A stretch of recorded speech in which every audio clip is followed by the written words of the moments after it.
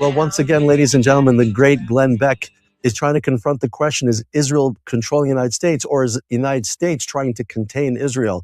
Let's hear what he has to say about it. And of course, I want to hear what you have to say about it. So don't forget to leave your comments below, subscribe to the channel, and we'll talk to you on the other end of the video. As I was thinking this through yesterday, it occurred to me, and I went and I did some homework. Has this ever happened in history before? And yes, it has.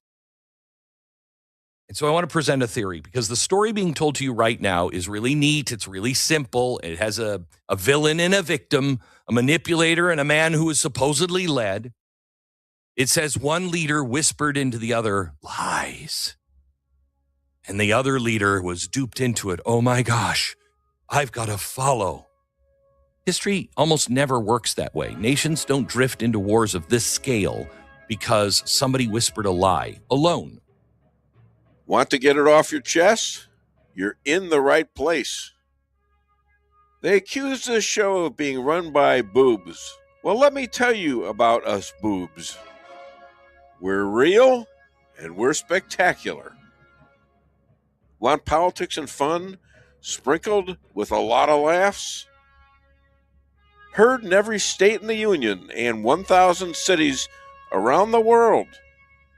We just finished 17 years of broadcast excellence. Now in our 18th year, the Dave Weinbomb Show is streaming live all over the world.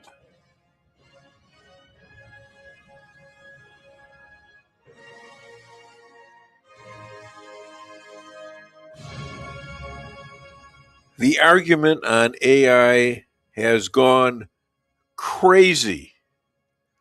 I've listened to all I could on both sides, and I believe AI is here to stay. Here's a few advantages. Does routine work faster with almost no errors. 24/7 operations, no breaks, no vacations, no sleep. There's easy management, massive workloads, processing beyond what humans can handle. Overtime, lower labor costs, minimized waste, predictive maintenance in factories. Analyzes vast data sets quickly, much better than humans. Reduces human bias, investing of logistics, detecting diseases, cancer, diabetics from scans, rivaling or even exceeding specialists. Tailors health treatment based on genetics and data, minimizing invasive procedures. Adjusts each student's pace and style in real-time translations of language, tutoring to undeserved or underserved regions, helps people with disabilities, dangerous settings, disaster response, deep sea exploration, nuclear facilities, detects threats and anomalies in real time, identifies suspicious banking and e-commerce, aids climate research, small home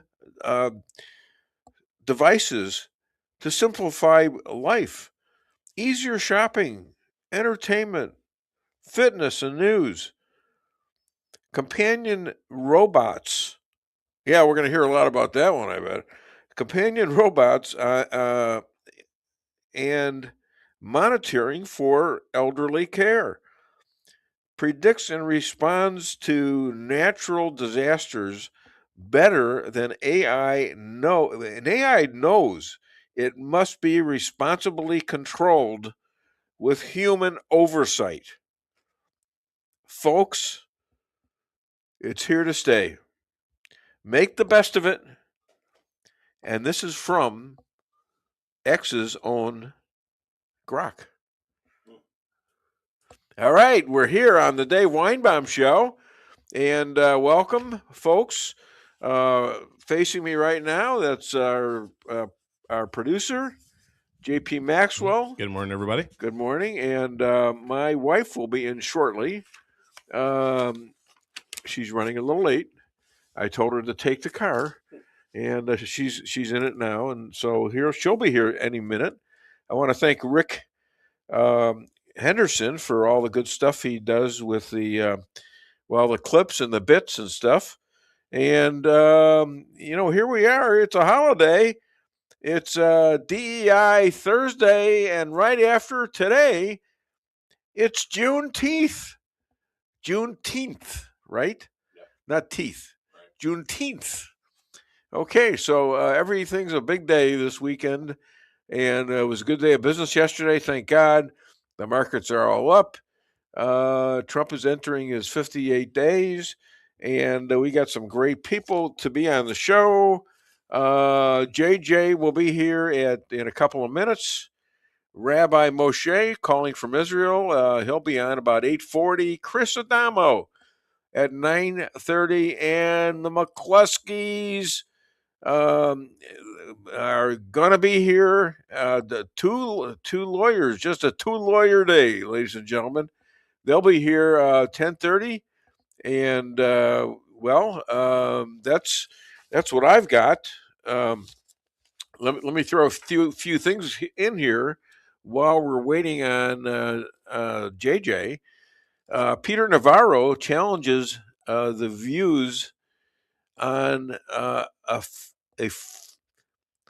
affordable. I think it is affordable something. All right, Iran's men's soccer brings Persians out. In LA, big soccer games going on all over the world. England won its game. I think they played Croatia. Is that wrong? I'm having a hard time keeping up with the World Cup. That sounds right, though, but it's been so busy. And we're playing Australia, I think, today. Yes. Yep.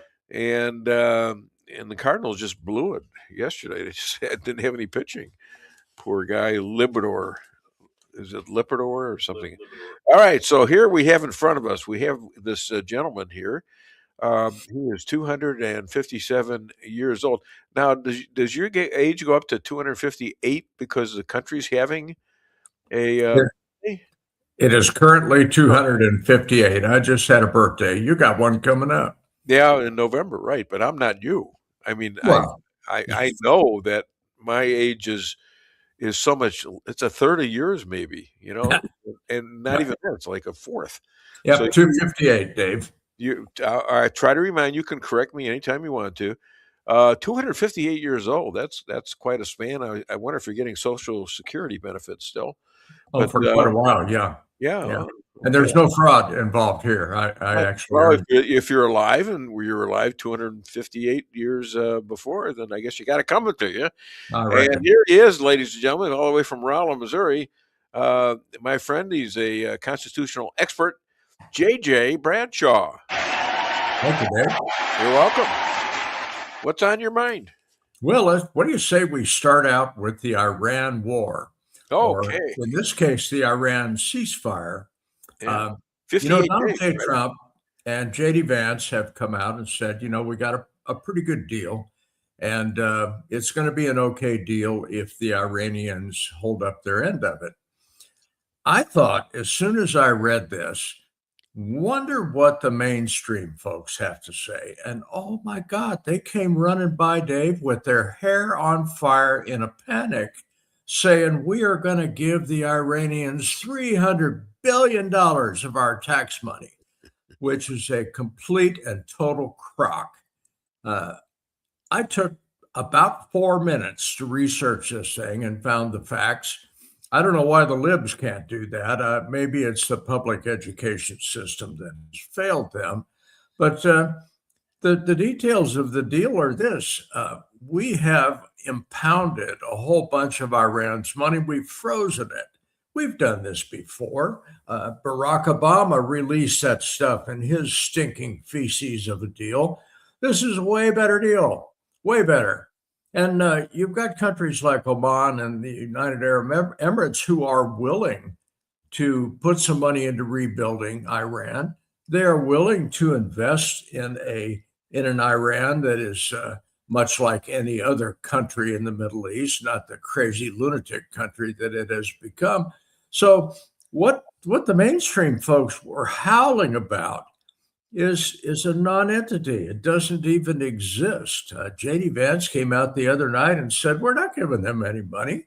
Where'd you guys come up with this crazy idea? And it's the mainstream. They make stuff up and claim that it's fact. Yeah. I am glad to see that there's ship traffic moving through the Strait of Hormuz again. This benefits Europe and Asia quite a bit.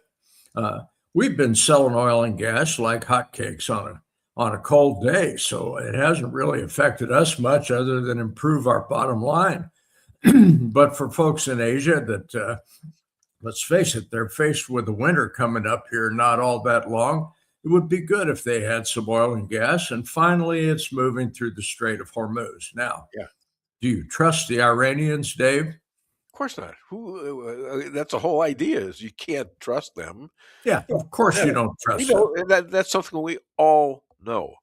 Yeah, they have a rather long track record of not standing by what they said they're going to do. So what did Donald Trump in this deal do? He said, okay, trust but verify, much like Ronald Reagan did way back when. You guys are going to behave. You're going to act like a reasonable outfit, or we're going to bomb you into oblivion once again. That trigger is always there. It is hanging over their heads. I think, frankly, this is a pretty good deal. The guy is a tough negotiator. And if you look at what's happened over the last 3 weeks or so, when the negotiations were rather intense, Trump stood by his guns the whole time, said, no, you're not going to have any nukes. We're going to collect the dust that you've got and destroy it. We'll work with you on that, and we'll have international folks overseeing it. But do we trust you to do it? Hell no, of course not. You're Iranians. You cannot be trusted. So, yeah, pretty good deal, in my opinion. Even in Hillary's opinion, she says, well, he did a pretty good job on that. Can you imagine that? You're saying that? Did you notice what Barack Obama said in his comments the other day? Barack, of course, is very much into Barack. And he said, well, this isn't anything better than the deal I worked out. Yeah. Barack, are you smoking crack? What's wrong with you? This thing is way better than that garbage that you negotiated. When you got done signing that thing, the Iranians were laughing their butts off because they suckered you in, you moron. My God, what's wrong with this guy? It didn't take much to sucker him in. In the same time, they just opened the Barack Obama Presidential Library on the south side of Chicago. This thing looks like frozen feces, and we actually had 4 living presidents that showed up to look this monument to moronic over. I saw a picture of that thing the other night, and I don't know who the architect was for this, but he must have been smoking crack too, because this thing is an abomination. Oh my God. How would you like to have your home raised so that they could put this nasty thing in your neighborhood? Yeah, I mean, nobody likes it there. They interviewed a bunch of Southsiders, blacks, and they're bankrupting. They're not paying the people who were supposed to be building it, and that's gonna cost $800 million of taxpayer money. How about that? They claim there's a lot of great things there, and yet they're whining about Trump. They claim that most of this was funded by private sources, but here's what Obama did, bigot that he is. He hired mostly black contractors for this thing, which is in violation of a whole lot of laws. They're not getting paid. And he's stiffing them. He's not paying them. Congratulations. You're the leader of the black universe. Checks in the mail. Trust me. Barack, you're such a loser. You are a homosexual loser. Well, Mike is a guy. You'll never convince me otherwise until I see the photographs. So what a loser. And he made headlines. He actually had the news cycle for 24 hours with his nonsense in Chicago. We have no actual proof of the thing he just said. I got to put it in there, but he believes it. So that's all I'm saying. Well, it's something I'm suggesting. I'm not claiming this is fact. I haven't lifted its skirt up and taken a look and probably will not. But I suggest that Mike is a guy. Okay, now that we've really gone to new lows on the Dave Weinbaum Show. Yes, we have, and I appreciate that from you. Let's bring up something that's a little bit better. Yes. SCOTUS, our Supreme Court of the United States, just made a ruling that I don't agree with much, but it regards a portion of the 1968 Gun Control Act, which I am completely against.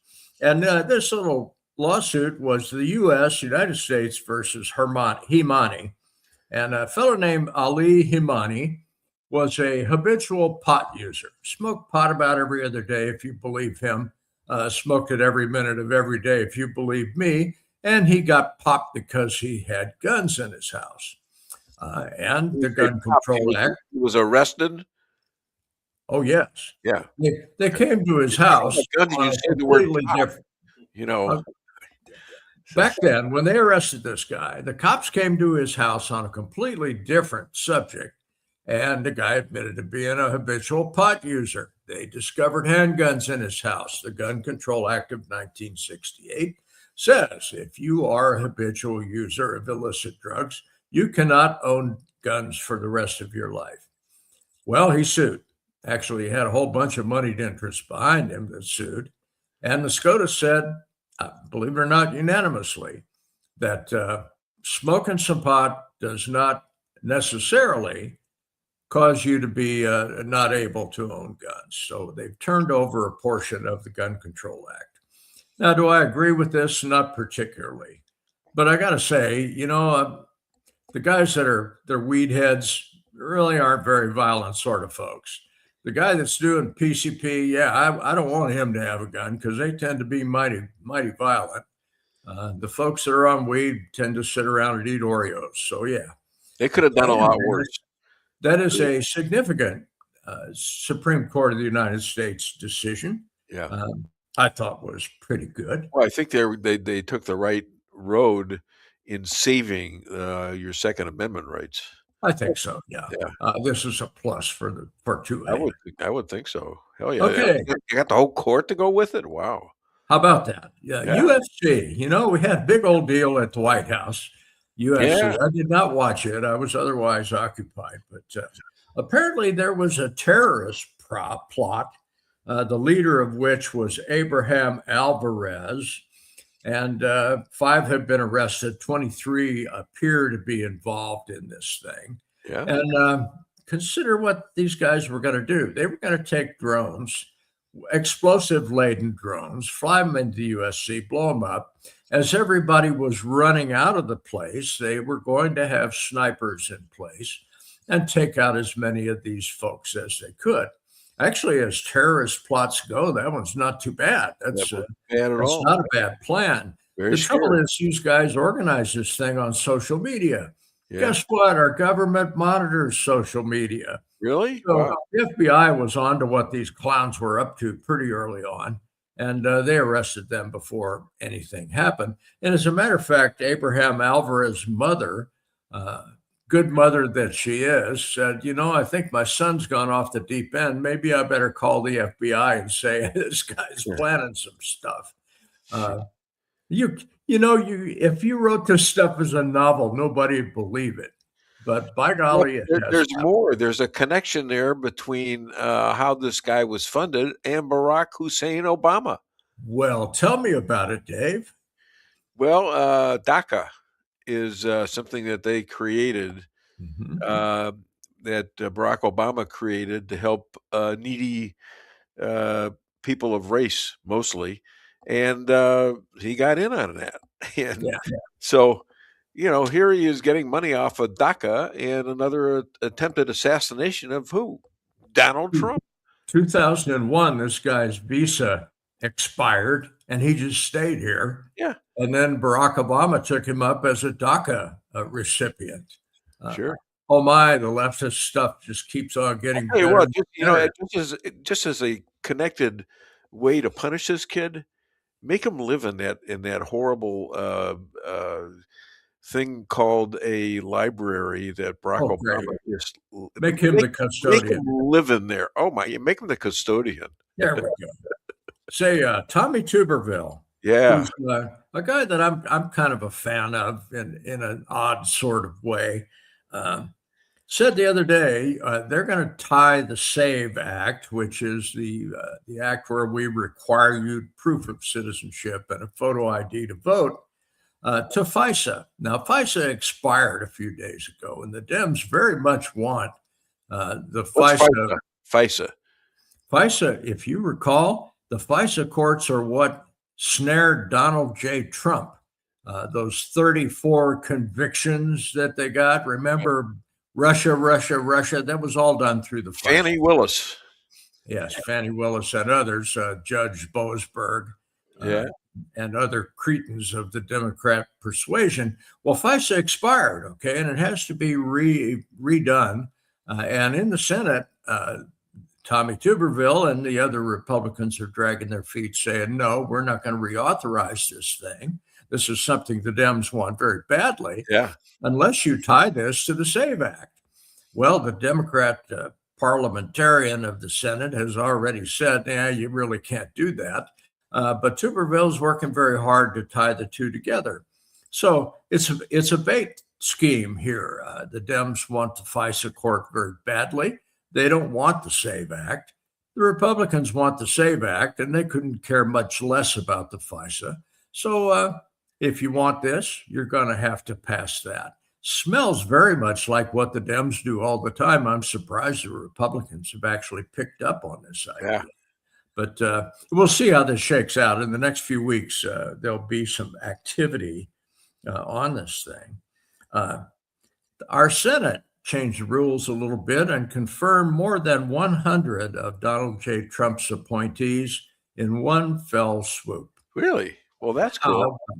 Just a little minor. When did this happen? Just a day ago or so? Yeah, it was a couple of days ago, yeah. Okay. And in the process, Justin Smith, who our Smith, who is a politician, Justin Smith is now on the federal court. He's a federal court judge. He's an old timer. I think is a rather good thing. Justin Smith was for a time chief of staff for his dad's office, so he knows politics relatively well. It's a good thing. Okay, Department of Justice. Are you ready for this? I'm ready. This will probably be a parting shot, but it may take a little bit of time. That's all right. If you remember Doge, you remember Doge, Elon Musk and company exposing a whole bunch of government waste. Oh, yeah. Well, a lot of this stuff was picked up on by Department of Justice, and I got to admit, they're kind of slow on the uptake. But Department of Justice, even though they grind along rather slowly, they actually do produce something. All right, here's the statistics. Medicare and Medicaid fraud, it has just been discovered. 324 defendants, 96 of those are medical professionals. They don't say whether doctors, nurses, or whatever. In 50 federal districts, 12 state attorney general offices, and they have uncovered fraud, unnecessary medical treatments, kickbacks, other fraudulent activity, to the price of $14.6 billion. That's B with a billion. That's 9 zeros, Dave. That's a lot of money.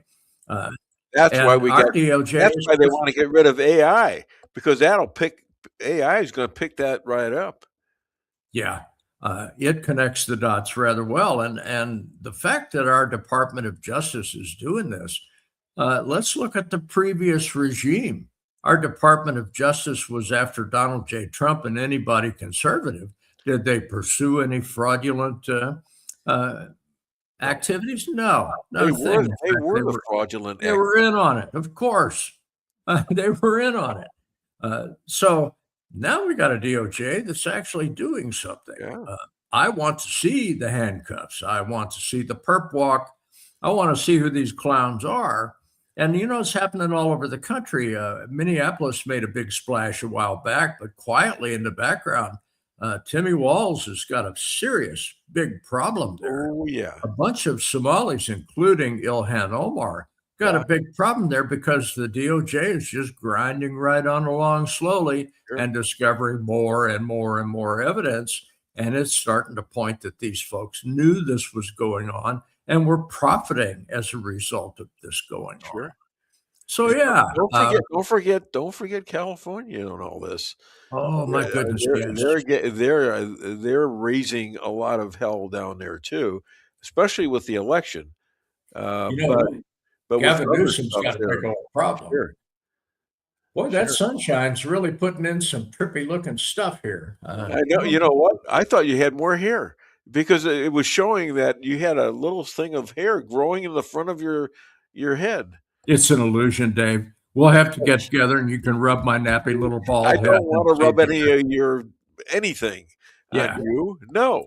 Thank you. That's what your wife does, for God's sakes. She don't do much of that. No, stop it. All right. My good friend over here, producer, forgot to do the clip for you because you got a clip writing on my sites that is getting a lot of attention.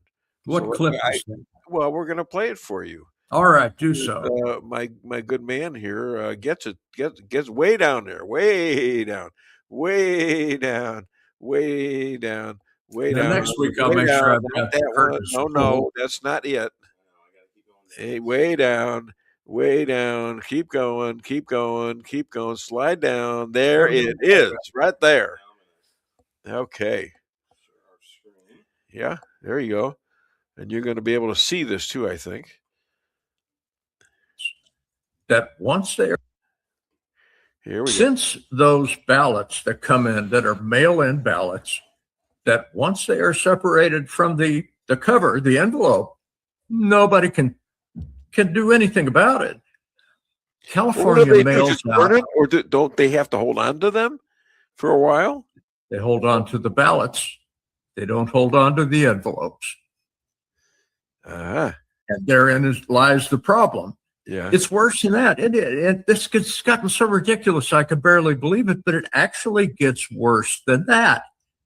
California mails out ballots to every registered voter on their list. California doesn't go through their list and take out illegal aliens and dead people and people that have moved and left no forwarding address. They make no mention of doing that. So you've got all of these ballots, many of whom are going to people that are no longer there. Well, that's so easy to just sign your name on that, vote Democrat, mail that baby in, and there is nothing can be done about it because the California legislature has made stealing elections legal. Since there you go. They're separate. JJ Bradshaw, and he won't shut up. What the hell's the matter? Yeah, there it is. But, all right, what more wisdom do you have for us?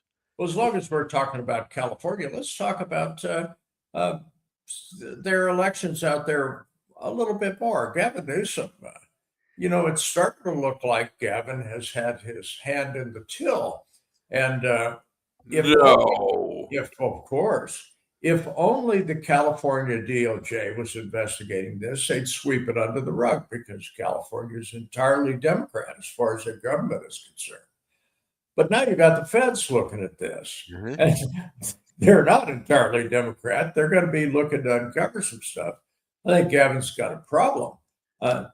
If we look at the, California elections, the primaries that we had a while ago, the ranked choice voting. Yeah. Did you notice that at the end of that, all of a sudden, we had two Democrats instead of a Republican and a Democrat? Did you notice that as the mail-in ballots came flooding on in, this thing went completely Democrat by like 8 points? That's what I was talking about last week in that clip, that the California legislature has made it okay to cheat. As long as you're a Democrat, you can cheat. Welcome in, Lisa. We're glad you made it. You wrote me a letter. You're going to be what? You're running a little bit late. And what did I say? Run faster. Run faster. And here she is. There we go. You're not even breathing hard. So I don't know. Well, we're glad you're there. Dave, I need to get going. I've got stuff that needs to my friend. You're a great guy. And I hate to mention this, but we're not going to be on next week because JP's taking a vacation. Oh, no. The horror of it all. Got to go to Florida. It's terrible. He's got to go to Florida. I'm tearing up inside here, but that gives us a week off to enjoy ourselves. So anyhow, thank you so much.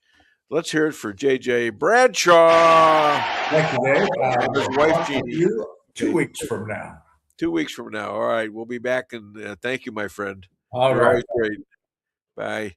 Okay. We're by that. And we got a chance to play a couple more of those clips. And then we're going to run some commercials. All right. Because I want to get these clips in here. What was the one? What was number 2 we were going to do? We were saving that for Rabbi, so I can. Okay, yeah, save that for Rabbi. 3, but I got number 2. So okay, I can jump right, to 3. Yep. right. Let's do 3 and 4. The Jews will burn in the fires of the Islamic fury, and as they're saying that, they're building nukes. They have 400 to 600 kilograms. That's about 1,000 pounds of enriched uranium.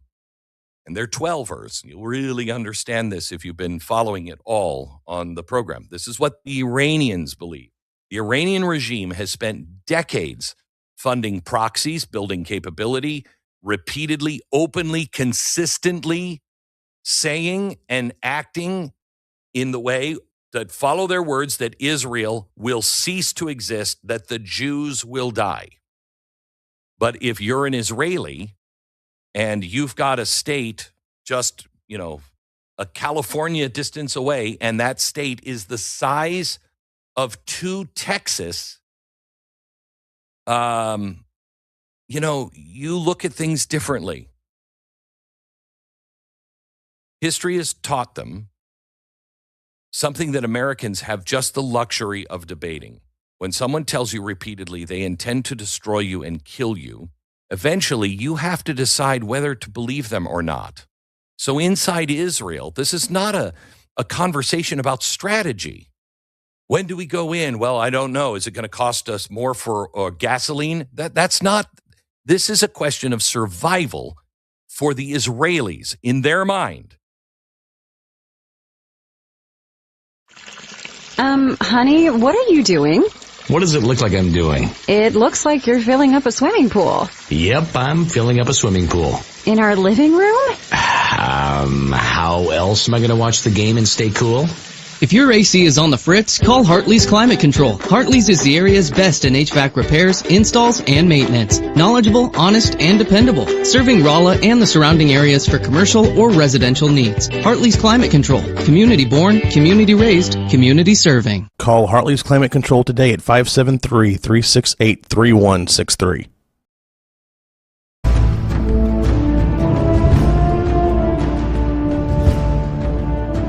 Never be too coy to tell your friends and family about koi sushi and hibachi.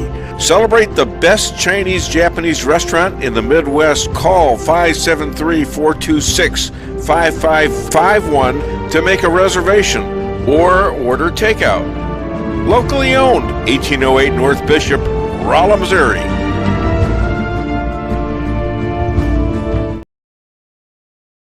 We can sum up McDonald's new crispy chicken sandwich in one word. Crispy. But also juicy and tender.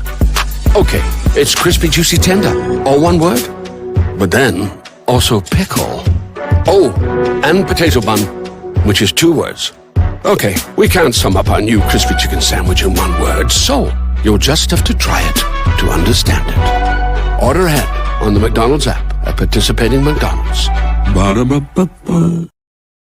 Merrill's Quarry and Asphalt, 40 years serving cities, counties, and everyday businesses with driveways for people who live and work in our little piece of heaven right smack dab in the middle of America. Call 573-578-9101 for your free estimate of rocking, rolling, paving, driveways, sealing, and striping too. That's 573-578-9101 for your free estimate.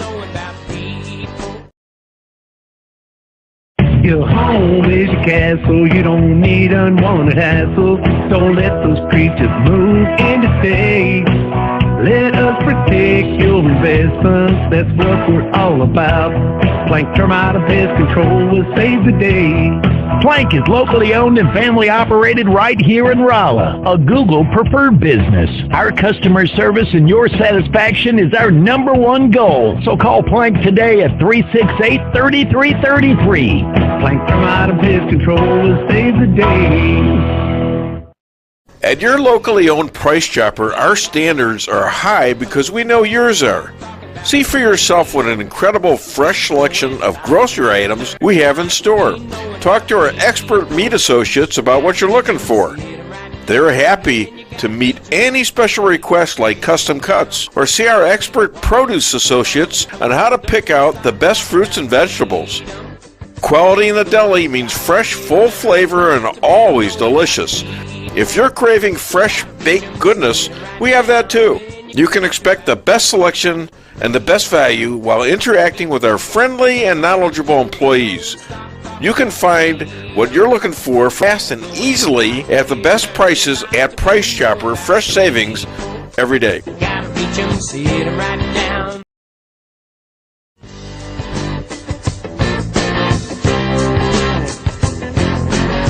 Insurance going up like crazy? Daniel and Henry Insurance is one of the largest private insurance companies in the world.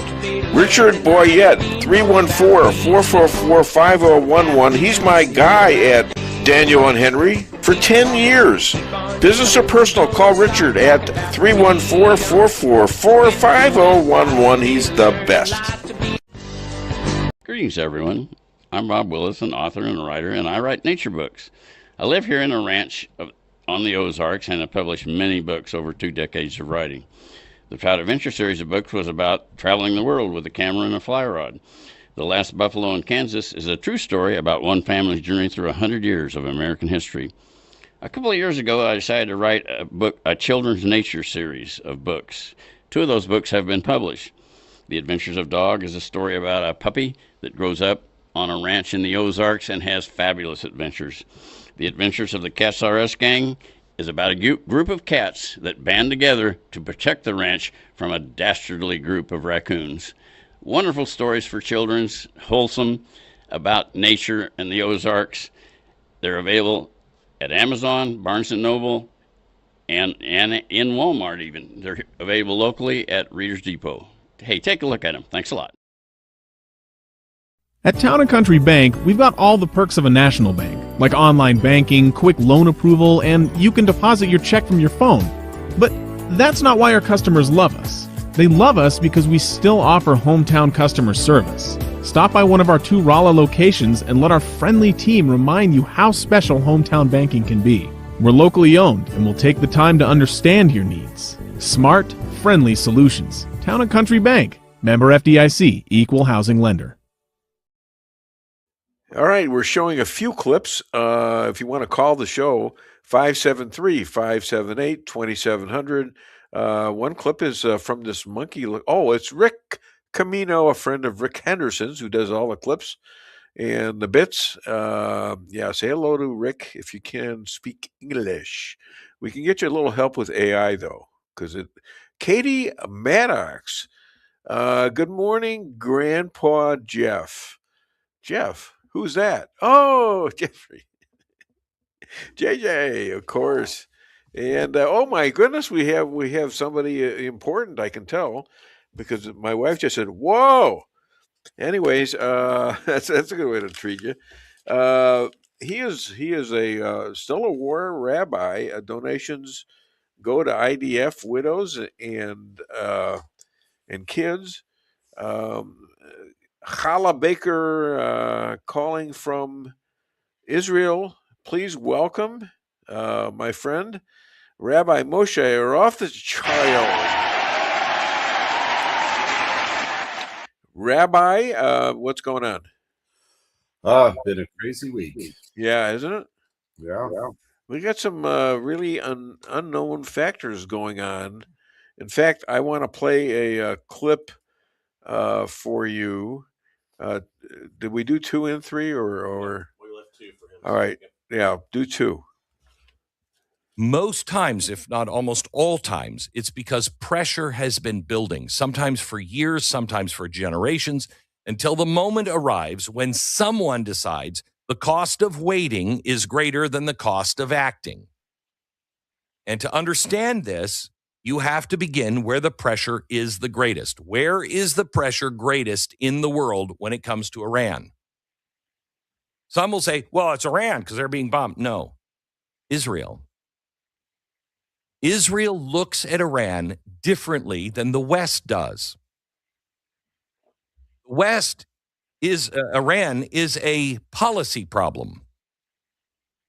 Israel sees Iran as a deadline. I wrote a chalkboard today and just divvied it up into 3, Iran, Israel, and the U.S. We're big Satan, but who do they promise to kill first? So, Rabbi, comment on that. First of all, I have to say, I love Glenn Beck. I've always been a Glenn Beck fan. Yeah. And I think he is correct. And to put it in much simpler terms, the interests of the U.S. and Israel are not always the same. And that comes from the fact that we are in the firing line of Iran and the U.S. is not. When someone has a gun to your head, your outlook is different. Your opinions are different than someone it's more of just kind of a nuisance that there's crime in the neighborhood. And Israel is a country that is in the firing lines, not only of Iran, but all its terror proxies around the Middle East and around the world for that matter. And so our reaction to Iran and to, quite frankly, the U.S.'s reaction to Iran would be different.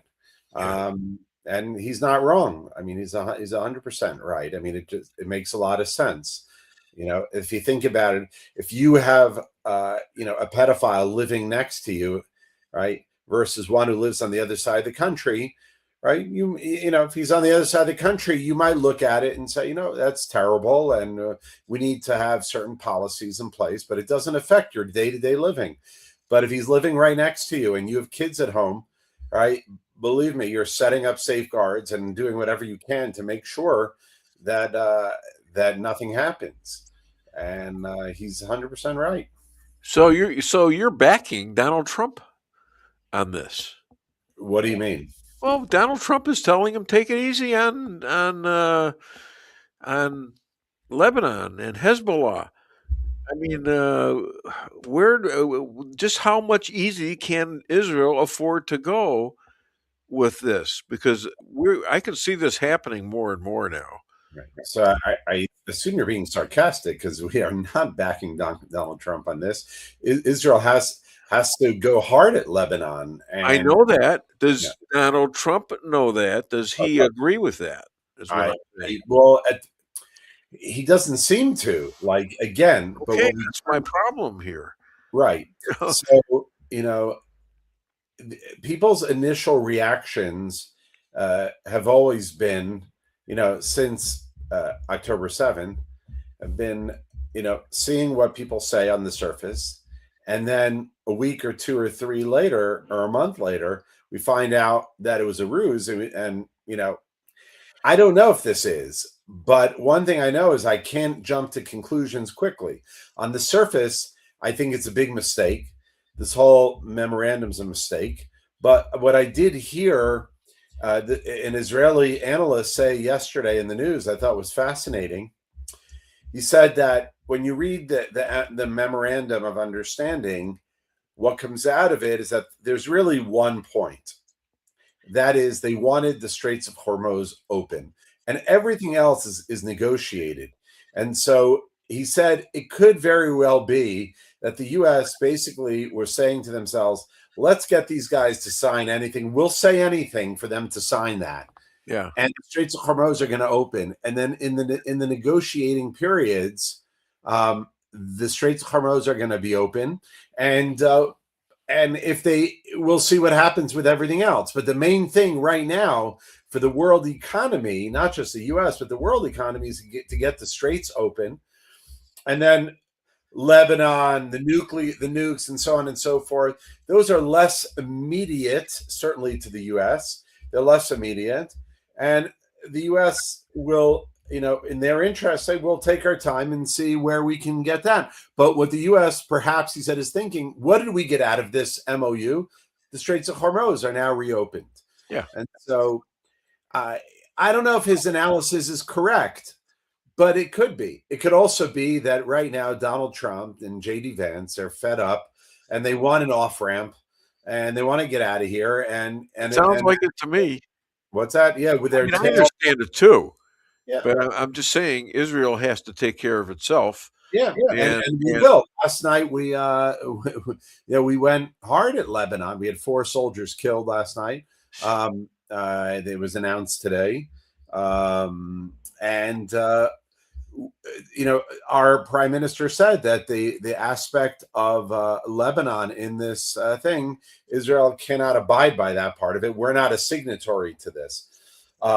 It's very strange because it was mentioned 3 or 4 times in the memorandum of understanding. And the question is, why is Iran so caught up on Lebanon? It's not Lebanon has. We can answer that, can't we? Go ahead. You can answer this. I know you can. What I was going to say is very important to understand. Hezbollah is different than Hamas and the Houthis and the Blowfish. Right? Hezbollah is not a proxy. You gotta throw that in there. Yeah. Hezbollah is not a proxy of Iran. Hezbollah is Iran. They are like an Iranian army. The same way, they're like a forward army for Iran. Hamas existed. They are their own organization. They're part of the Muslim Brotherhood, and Iran sends them money. Hezbollah exists because of Iran, and whatever Iran tells them, they do. Hamas is not like that, and neither are the Houthis. They're proxies. They get money from them.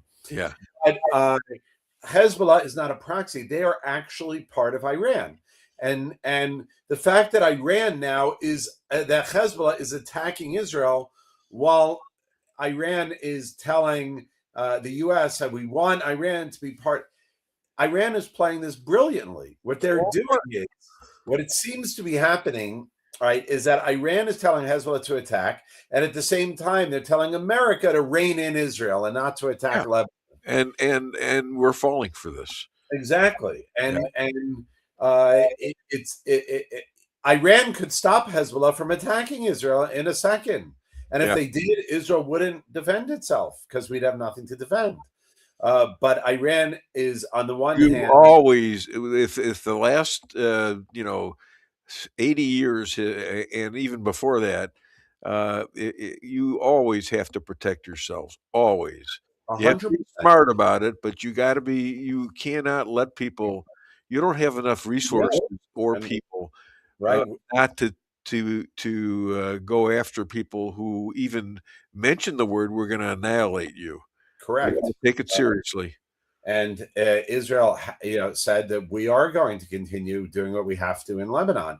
And what's interesting is that we can't lose sight of the fact. I'm talking now to people here in Israel, that Donald Trump has been the best president for Israel ever, hands down. Yes. Now, it doesn't mean that every single thing that he's going to do that we're going to necessarily like, or is necessarily we feel is in our best interest. But as Glenn Beck said, our interests may diverge at some point. The cost of gas here comes out to over $10 a gallon right now. Wow. Right? Before the war, it was expensive still, but it was like around $6-7 a gallon. But now $10 a gallon. But Israelis are willing to pay that price because for us, we have a different view of the situation. We're willing to sit in bomb shelters. We're willing to be under attack. We're willing to send our kids to the front. We're willing to suffer economically if it means in the long run taking the regime down and knocking out Iran. The United States isn't, and that's because they're thousands of miles away, and the gas prices to the average American are more important than taking Iran down. and they're not willing to endure a little bit of discomfort, a little bit of pain at the pump, as they say, for the sake of the betterment or of humanity or for the long run. Well, the Democrats are playing this the same way. They're playing the Iran card, which is what are we getting out of this? You know, we're getting higher prices. We're getting blah blah blah inflation. Right. They're trying to make people forget about the Biden administration, for goodness sakes. But it's working somewhat. I don't know if you saw what Chuck Schumer said. What's fascinating is that the Democrats, they don't want the war, no war, no war. And now Chuck Schumer gets up saying, what a big mistake. We have to keep fighting. And then suddenly Chuck Schumer, which I agreed with what he said, but he now sounds like he's from Israel, Chuck Schumer. It's tough to be a Jew in the Democratic Party, ain't it? Yeah, Chuck Schumer is like he's taking down Trump and saying that we shouldn't agree to this memorandum. I was like, 1 second, where were you a month ago or 2 months ago? He was at Bernie's house. He took a private plane there, I think. Did he? No, I'm kidding. Oh, here. I'm just all right. So Trump, he never really cared about the regime being changed in Iran. Urges Israel killing too many Lebanese. But did he think he was going to replace the regime there? The solid 20% of those allegedly who are still fighting. I don't see these guys fighting either. I think they're giving up. Do you have that clip where they have these guys giving up? Give me a second. I might be able to find it. All right. Well, why can you answer that? While he's looking? Chuck Schumer called. He said, he called in. This is not the. He said this is. It's the art of surrender. That's what he called it. Look at this. He says this is not the art of the deal. This is the art of surrender. It's not peace through strength. It's payoff through weakness. It's the worst. This is one of the worst foreign policy disasters that has ever happened in America. He says he has. The Democratic leader argued that Trump has spent tens of billions of dollars on a war that resulted in 13 Americans killed and hurt, etc. He has no plan. He has no goal. Now we have strengthened Iran, and the world is laughing at America because of what Donald Trump has done, and so on and so forth. Beforehand, he wanted us to stop the war at any cost. We shouldn't go in. And now Trump, because Donald Trump stops the war, Schumer goes to the other side. Well, that's what there's anything they can do to disrupt this government, because what else do they have? Okay. Right. And now that he's cashing in, I think his numbers are going to go back up. I think the gas is already going way down, and it's going to be it's just showing him right now that a little bit of angst. Now, is he going to have to go in with military again? I don't know. That could be too. They could be considering that because these guys are going to cheat and they're going to do everything they can to. I mean, if they're bombing Qatar and Saudi Arabia, for goodness sakes, they're liable to doing anything. Yeah. Look, I saw some very funny memes. It says countries are lining up. They want the U.S. to bomb them so they can get a $300 billion deal after. They're begging the U.S., please bomb us for as long as you like, and then so we can make a deal with you. That's so I do have that clip. Let's see. Go ahead. I'm gonna have to the Iranians, open it, and then I've got to share it. So this guy, I'm gonna pause it real quick, and then I'm gonna share the screen here. All right, we're getting a clip, my friend, or a bit. Here we go. Themselves are beginning to openly admit it. They're admitting that this is completely a lost cause. Take a look. This is a member of the paramilitary volunteer militia known as the Bazish. They're under the command of the IRGC, and he's recording himself abandoning his post, saying the Islamic Republic is finished. Quote, "This is the Bazish barracks, which until recently was a school. Everyone is left and is leaving. I'm going home too. It seems to me that the regime's work is finished and we should surrender. I just hope people don't take revenge on us." And Israeli television is reporting that there are growing reports of mass desertions within Iran's Revolutionary Guards. According to a source close to the organization, those with financial means are reportedly fleeing the country. Okay, Rabbi, see where this guy's coming from? And I'm thinking that's probably accurate. I have heard that we were pretty close to the regime falling, and Trump, they say snatched victory from the claws of defeat, and that we ended too early. Israel said originally that it could take up to a year, but it would take time for the regime to fall, and we stopped. And it seems we stopped because of economic pressure. Sure. And I played it perfectly. They know what the pressure point is for Americans. From the beginning, Iran said they were going to, close. So Iran's going to try anything they can, but they're limited, it seems. And I think Trump knows that. And I think I understand what he's doing, as you do, that he doesn't want to get Israel too much tied up into it. And maybe he'll change his mind if there's a big enough attack. Right. But where's all this money going to go that Iran is now going to have? We all know the answer to that. Well, it's going to have to. It's going to have to be. They're not going to get a cent until, according to Trump, until they are actually going along with what they signed. And going along with the next 58 days of whatever the mini deal or something.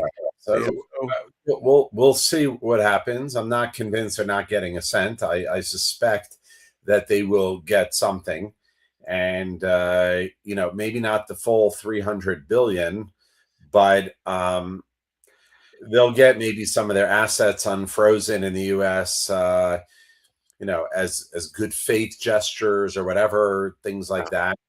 But we'll see what happens. And well, ideally, I think he's looking for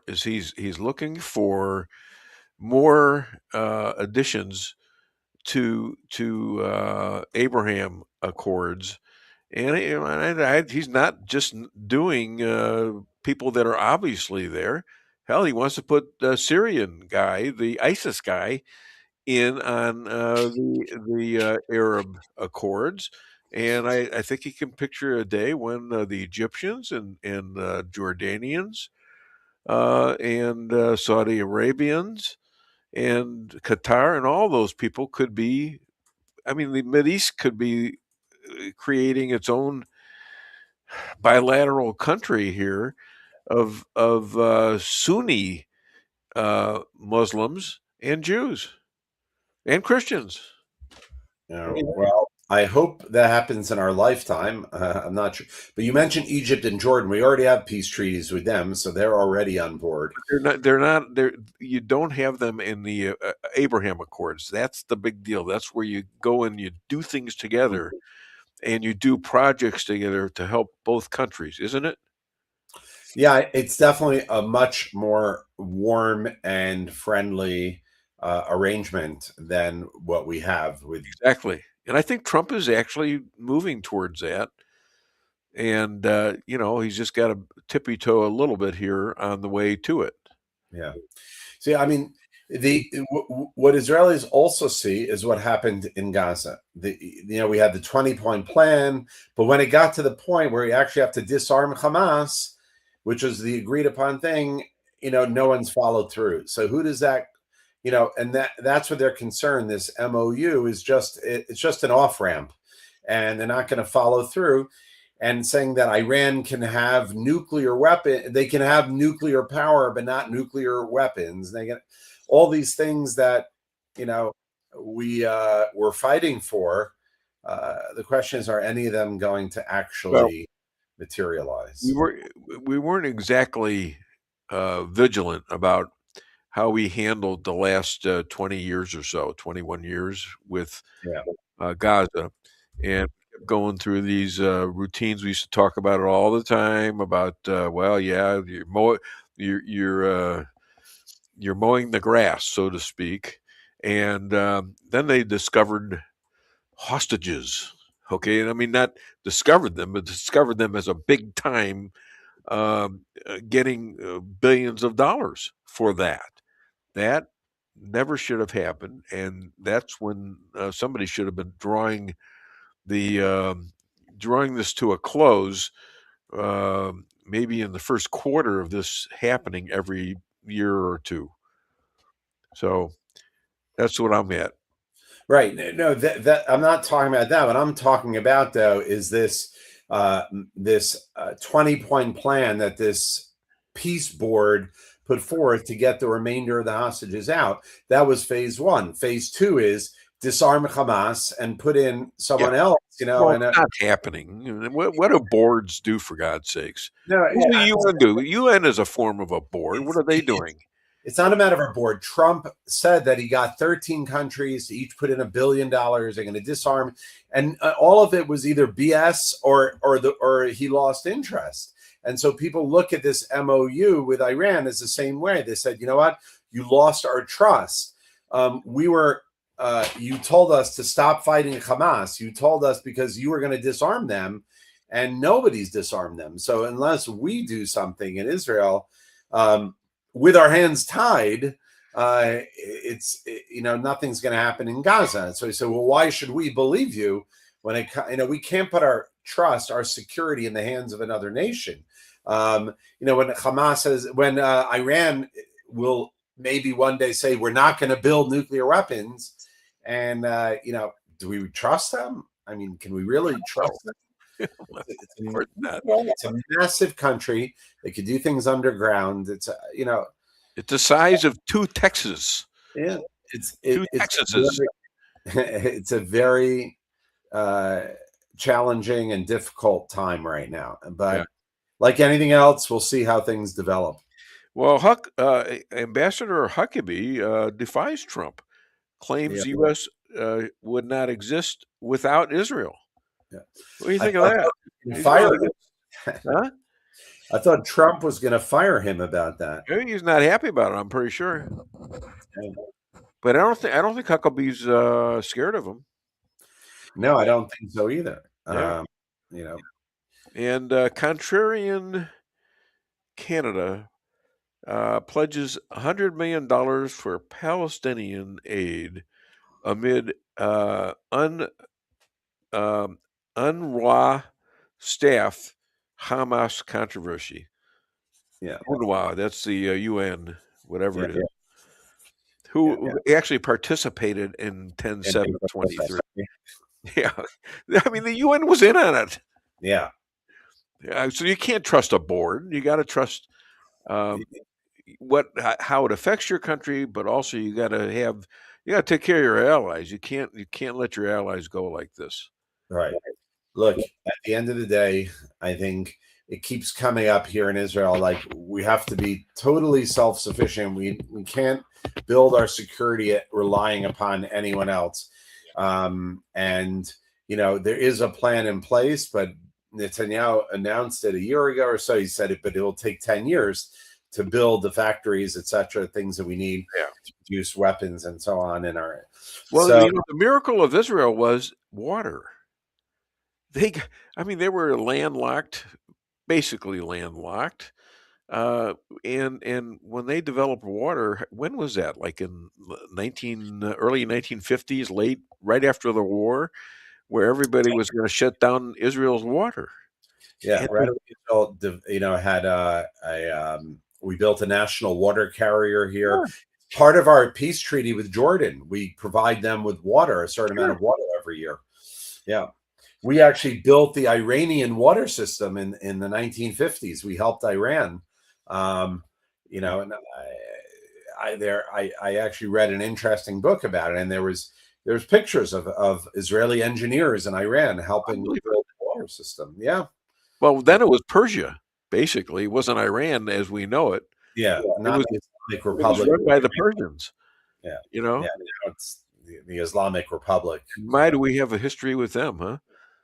We sure do. Yeah. It's an amazing thing about how many Christians have really understand the history behind Israel, and they a lot of them are saying, well, it started in 1948. You know, right? But they don't know anything. Some of them know. But Europe's G7 seems like all of those people there, all the Euro people, were kissing Trump's royal ass while he was there, and I think they want back on, and they want the oil. It's killing them too. Yeah, these are like those, you know, guys that they're there when things are going great, but when Trump needed them and asked them to help, you know, they were nowhere to be found. So there, you know, Europe is a lost cause, in my opinion. I think they are, and I think they're realizing it suddenly that they're being taken over by Shia Islam, just like New York City. They used to say that they said Lebanon is it's Beirut, used to say it's the Paris of the Middle East. Now they say Paris is the Beirut of Europe. Yeah, there you go. There you go. All right. Well, other than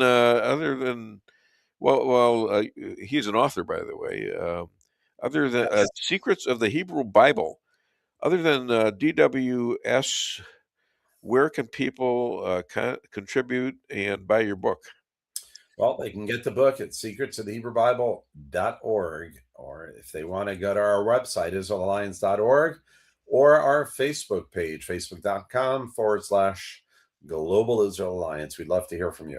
Rabbi, how do you know a fish is fresh? When you have to slap it? No, it's a groper, and it's not a gefilte fish. I know you were thinking that. How do you know from? Come on. Rabbi's got to hear this. What do you know from funny, you bastard? I take back the bastard part, but you get it. It's Eddie Murphy being a Jew. How's it? All right, Rabbi. Hi to you, Yannette, and all the kids. Keep safe, and catch you. And we're not going to be on next week, so we'll be on because JP's taking a vacation. Okay, it's well deserved, I'm sure. Just ask him, and we'll be back in 2 weeks. All right. All righty. All right. Thanks, buddy. Hi to everybody. Shabbat shalom. Shabbat shalom. Thank you. All right, we're back, and we haven't done anything funny yet, have we? You did tell a joke. So. I did. Well, I told a joke. Yeah, I got plenty of those. Oh, do that one with do the one with Tucker Carlson. You know what you want I'm talking about? Yeah, cue that one up.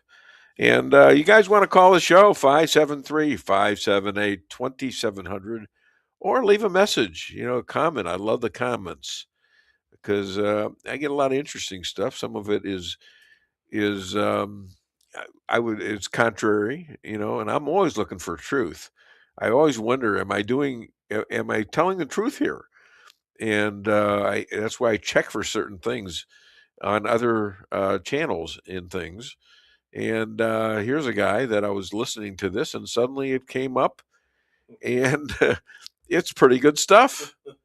Here we go, just about right. What's this, Rob? Is this an AI video? Yes, sir. Oh, okay. This is the AI. This is what they're claiming happened. Okay. I don't know if you've seen this video or not. I have not. This is an AI video saying that Trump played Tucker to take out the leaders of Iran. Now, again, keep in mind, guys, they're making fun, so it's not like it's an AI video. Go ahead, Rob. Tucker, I want you to come to the White House. Believe me. Me? I mean, sure. Thank you, Mr. President.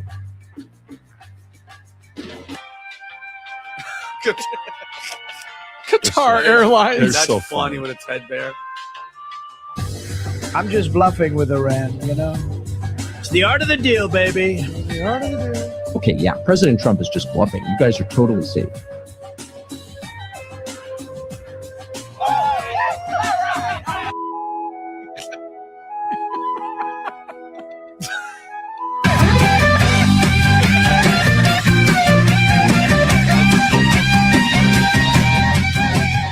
Is it possible?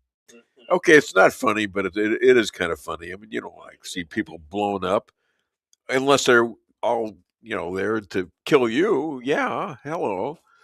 That was pretty good. And let's see, what else do we got? Let's see if we got anything significant. The Knicks won a big parade. Yeah, just yesterday. Yeah, I actually should have asked Rabbi. He's originally from New Jersey, and a lot of people in New Jersey root for the Knicks. I was curious if he had a opinion on that. Actually, I'm sure they did, but they're into their own nastiness in New Jersey. And Mondami. None of these people.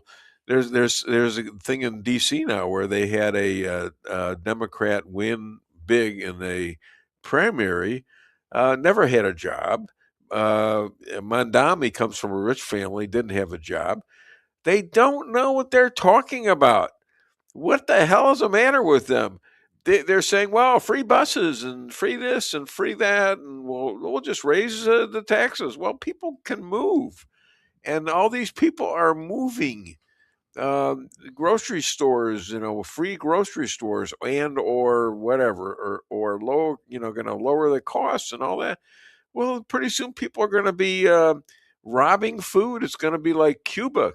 You can't go in there without having a line in a grocery store, and they don't have much product because there's nobody there to do it.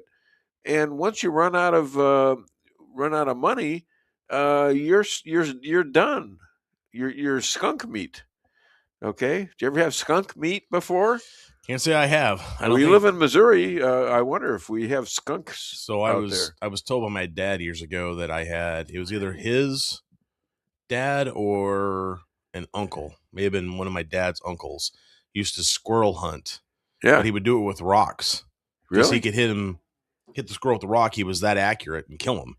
But then he would take the head of the squirrel, break it open, and eat the brains. That's what I was told. So that's a whole nother raw. Yeah.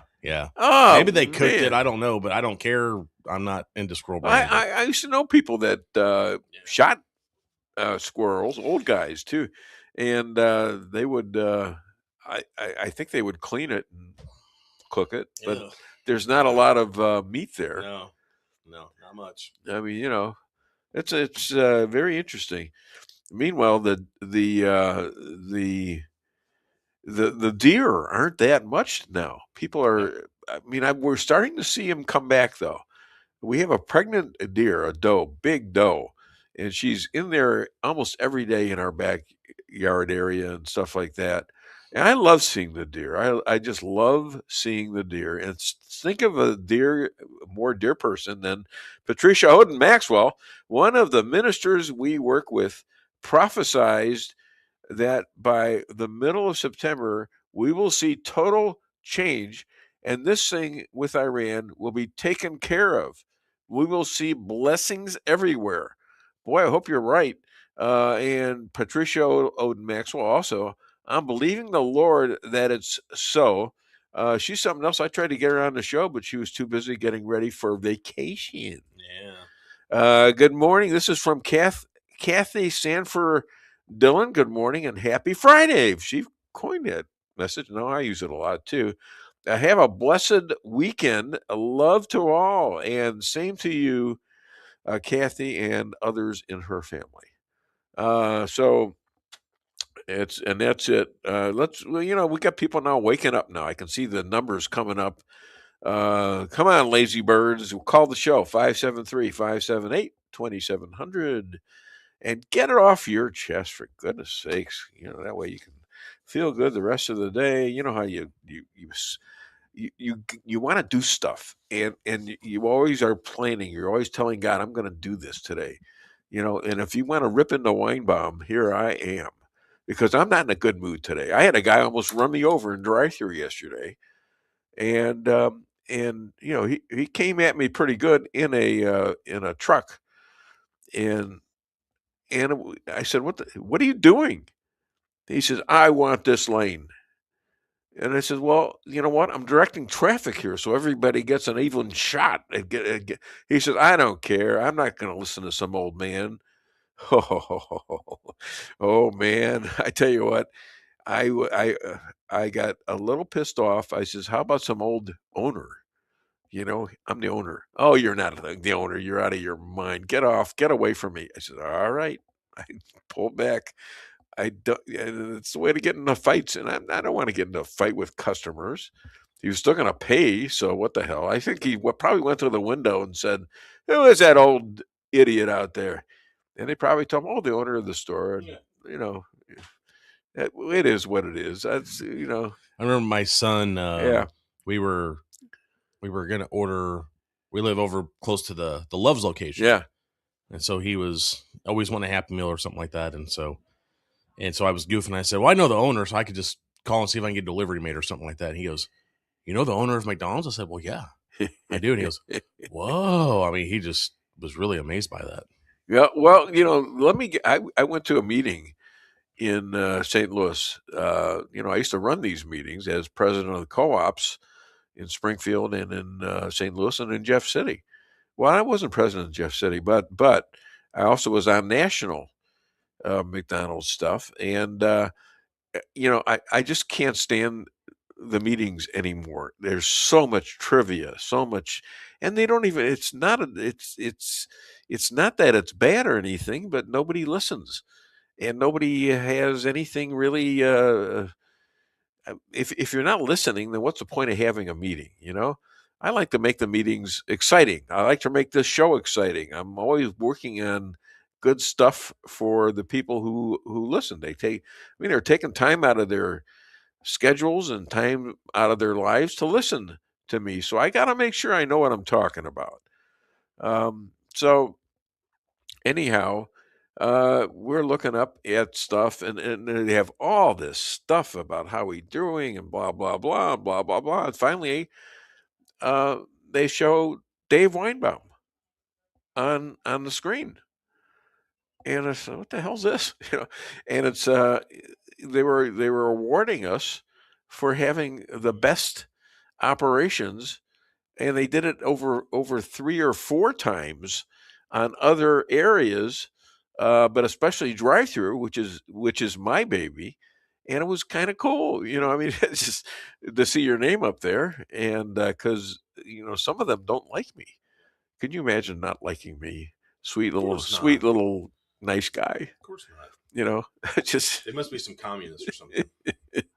Well, I don't know. I'm not going there. That's for sure.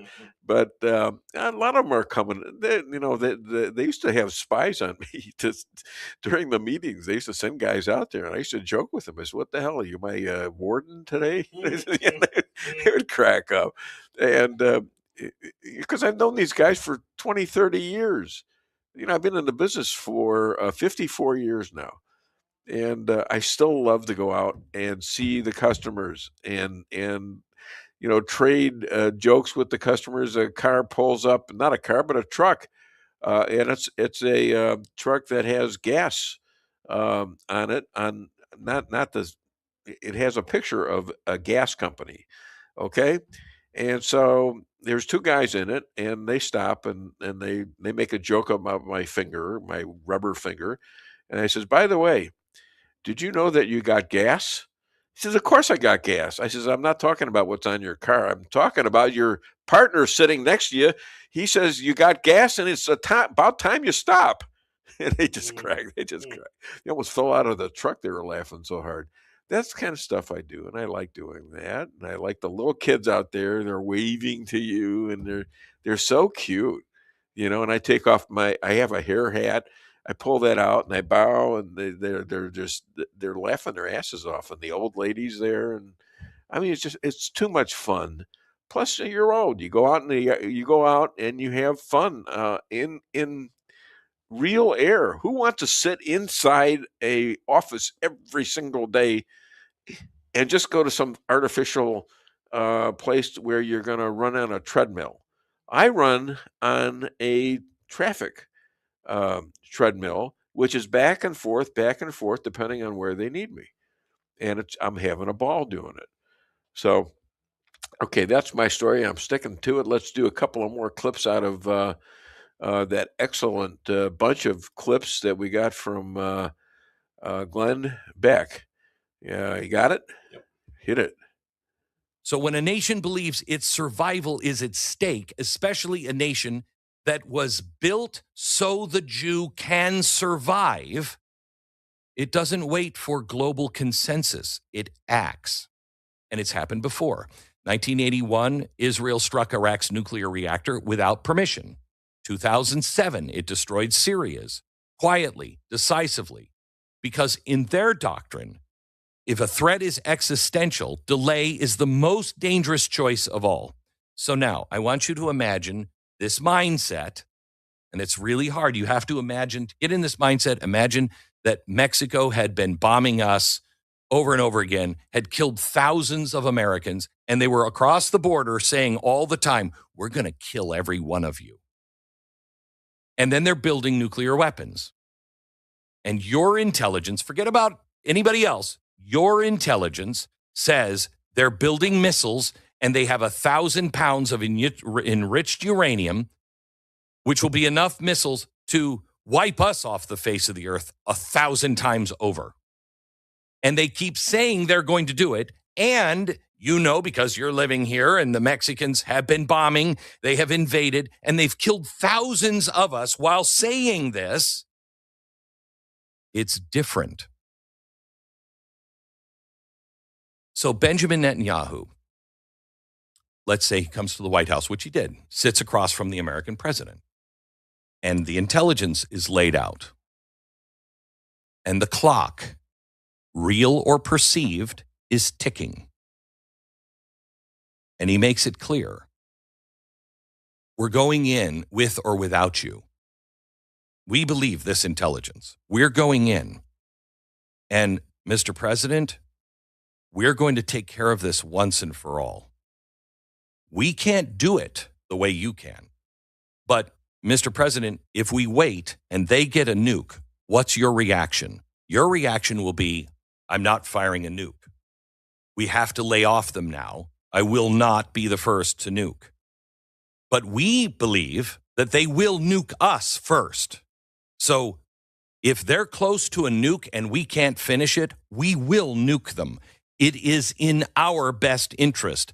My job is to protect the Israeli people and Israel. And they are not some sort of a math problem like they are in the rest of the world. They're a real threat to us. This is not theater.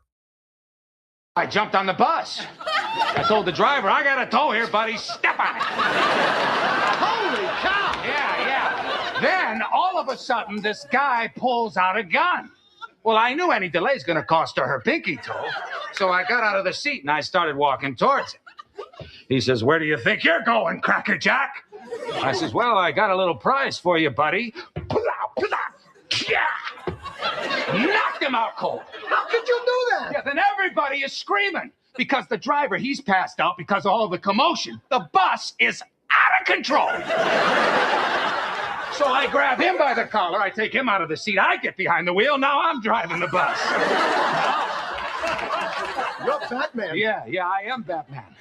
Then the mugger, he comes to and he starts choking me. So I'm fighting him off with one hand and I kept driving the bus with the other, you know.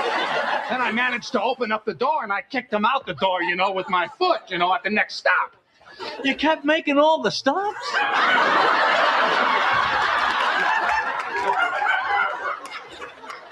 Well, people kept ringing the bell. Oh, God. Yeah. If you're not laughing at this, I don't know what you're thinking. You expect me to be serious the whole time? I can't be serious. I've always seen the advertisement for the Jerry Seinfeld show. Never really watched it. I've seen bits of it here and there and stuff.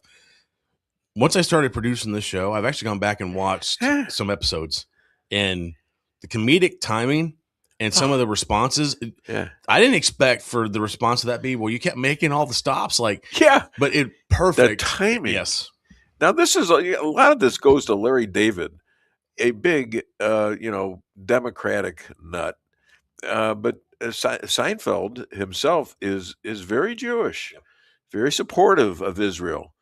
And, just at the last Knick game that they won the championship, some idiot comes up and says, when are you going to give a shout out to the Palestinians? And he laughed at the guy and says, there's no such thing, and kept on walking. Oh, yeah, it was pretty good. I mean, he was laughing while he was saying it. But, he's not backing off. And he has come out against the 10/7/23 massacre of all those Jews and Americans, by the way, and the hostage taking. And now we got these young soccer players. Now, I don't know what's going on, but I think Iran is still in the soccer. They are. Yep. Yeah. And some others of these guys that were in a sport, I think it was soccer, I'm not sure exactly, but they were a little fed up with their country and said a few words. And when they got back, they took these 17, 18, 19-year-olds kids and they murdered them. This is the regime of Iran. This is how a crazy Shia Mohammed sent ideology works, and they think they're all going to get awarded 72 virgins. So it's nothing about them that you can say, but a few of them are getting their consciences back, so to speak. I mean, they're not going to go and intentionally kill themselves. They're going to find an interesting way to get themselves killed. Maybe so it would meet the approval of Muhammad himself. I don't know. So lots of Persians in Asia, lots of Persians in LA, I should say, and they hate their government. They've got about 108 million or something like that, and about 20% of that is Persians. Speaking of Persians, I don't have a Persian in front of me, but I've got a guy who is a good guy. He's going to get some extra time today because I feel sorry for him, quite frankly. We've got his book up there too, Rules for Defeating Radicals. He is passionate about socialism and communism. Italian lover of pizza. Imagine that. And he's in Wyoming. And he's a hero. Yeah. And he's also good for the 1-6ers. Please welcome all the way from, Missouri, I believe, Chris Adamo. Hi, Chris. How you doing? I'm doing good. Yeah, you got it wrong at first. You said I'm in Wyoming. I'm not in Wyoming. I'm definitely in Missouri. I'm a long-time Wyoming resident, and he's a lover of pizza and Wyoming. Oh, okay. We'll go for that then. All right. Yeah. Yeah. It's oh boy, there is so much going on, and I know you felt like I was being overly negative the other day about this whole Iran deal. I'm still extremely dubious of it. Dubious is one thing. Figuring out that all of it is horrible before they even have a chance to release the first set of agreements, that's a little much, I think. Yeah. Well, the things that they're claiming that are the agreements are horrible, and I'll say that with no hesitation. Now, we've been seeing this for several months, and none of it's actually come to fruition as an actual agreement, and I'll grant that.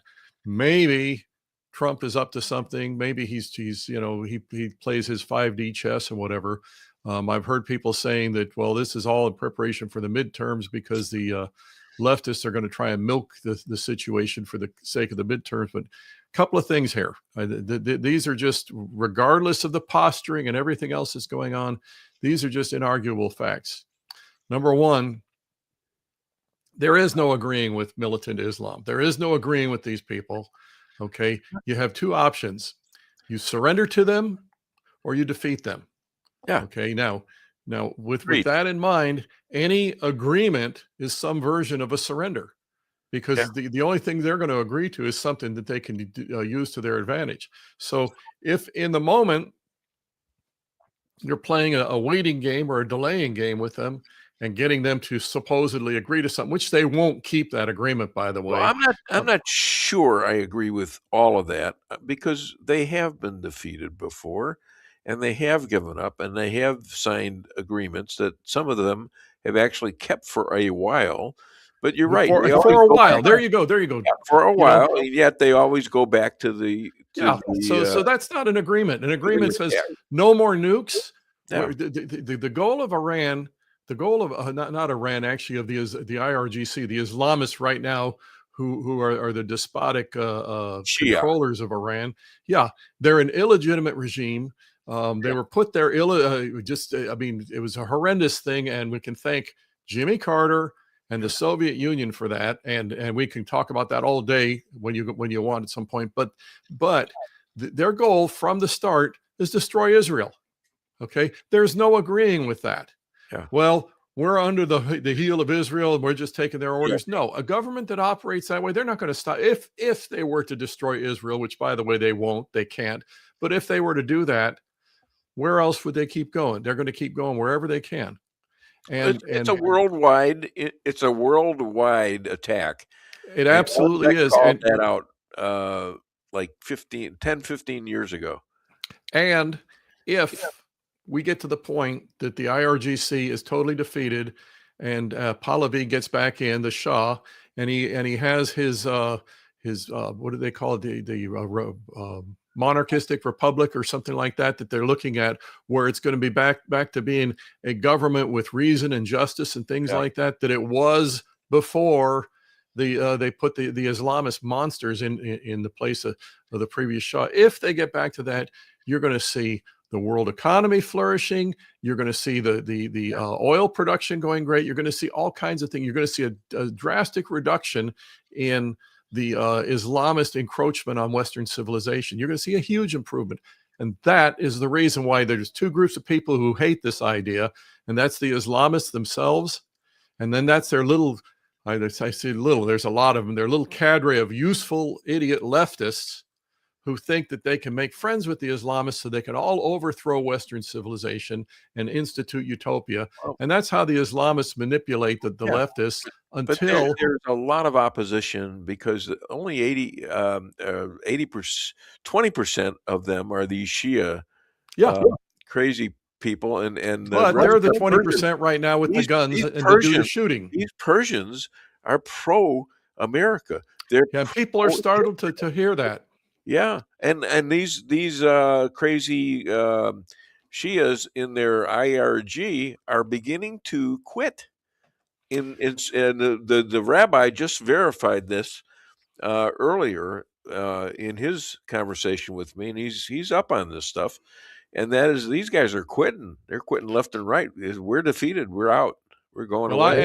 If that's what's behind this so-called deal, then I will happily and just enthusiastically say, thank you, President Trump. Sorry I ever doubted you. I'm concerned that we saw such ground gained in the first days when every time an IRGC monster would show his face on the street, he'd be taken out. And that's one of the reasons that they're in their current condition right now, where so many are quitting, whatever. And why didn't we keep that up until they realized that? Well, that was Israel doing that. That was Israel. We listen, we were in on it too. Do not doubt that. Okay. Well, Israel provided, you see, there's a difference between the CIA and the spy mechanisms from America, because the Jews look like the Arabs, believe it or not, and they speak the same languages. I always It's wondered very about you. handy You know, for- I always wondered about you looking like one of those Arabs. But anyway, no, go ahead. Thank you. I think I don't know if it's a compliment or not. Arabs are good-looking people. You crazy Italian. Anyways, go ahead. But no, I'm just saying that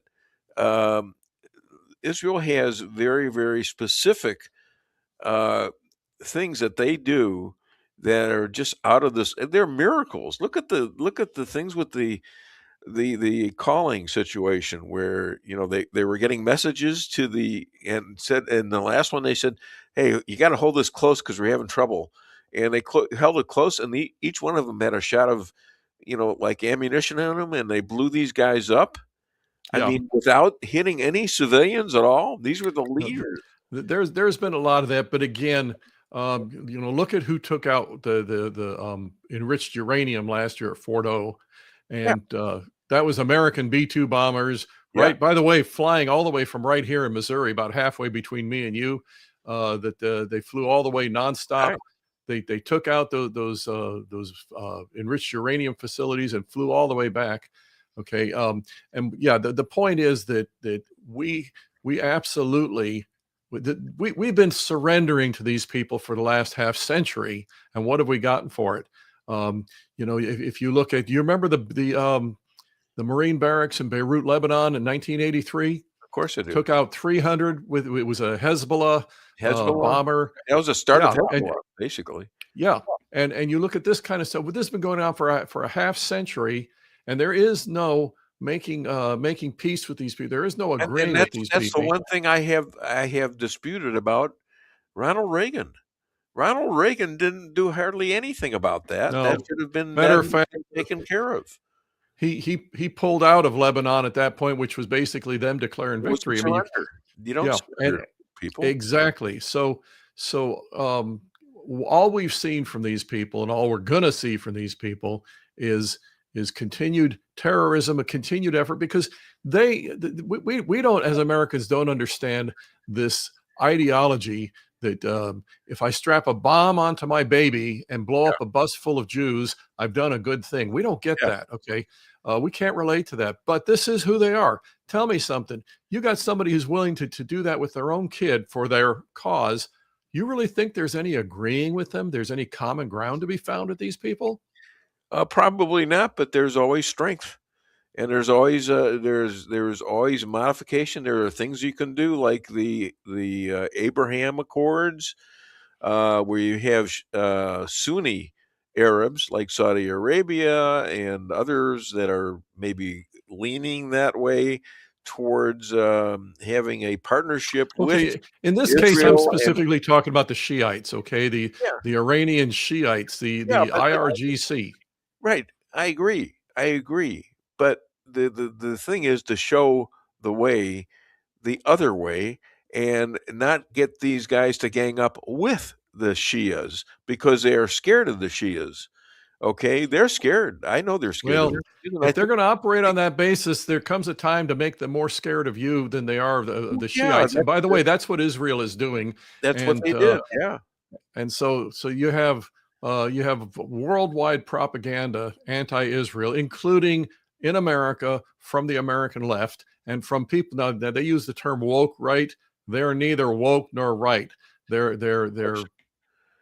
none of them will mention the October 7th attack. Yeah. None of them will mention it. No. Not at all. No. It didn't happen. It was a Jew's fault anyway, or whatever. They don't even mention it. Right. This is how they operate. By the way, as far as this great deal, did you see the news this morning about the Straits of Hormuz, that they've been closed again? Their great deal was to open it back up, and I thought it was. I was watching early this morning, but I'm going to tell you, there's a guy that you need to watch. His name is Mayar Tusi, and if you go to YouTube and go to Tusi TV, Tousi, Tusi TV, he's an Iranian expatriate who's living in London. He's pro-Israel, pro-Christian, and he gives the news. And about 2 days after he gives the news of what's really happening, you start seeing shreds of it showing up on so-called mainstream media. He's that far ahead. So what did yeah, he you ought to say? check that out. What did he And say? yeah, the Straits of Hormuz are closed again this morning. All that good cheer and everything about the great deal and all that, it's already shut down. Okay, because this is who the Islamists are. There was never a deal that they were going to keep. There's one deal that they'll keep, and that's them in control. Yeah. Okay. Well, we'll see. We'll see how that happens, because today it was all open, and they were bragging about how much oil has gone down, and the fact that we got these millions and millions of barrels of oil coming out, and everything's hunky dory. That was yesterday. This must have happened. Like I said, this guy, this Myar Tusi TV, he gets this stuff, and then the mainstream so-called media will pick it up maybe a day, 2 days later. So yeah, their big deal has already crashed, and the reason it's crashed is because how many people are on his show? Oh gosh, it's typically him showing video from these other places, but he's kind of like a Dave Weinbaum, but except he doesn't have people like me on there yet. But I'm working on it. But here's was that a compliment, or was that like a hit? That was a compliment. Oh, thank you. So here's the key to this whole so-called deal. Yeah. From the Islamist perspective, the whole thing hinges on one thing.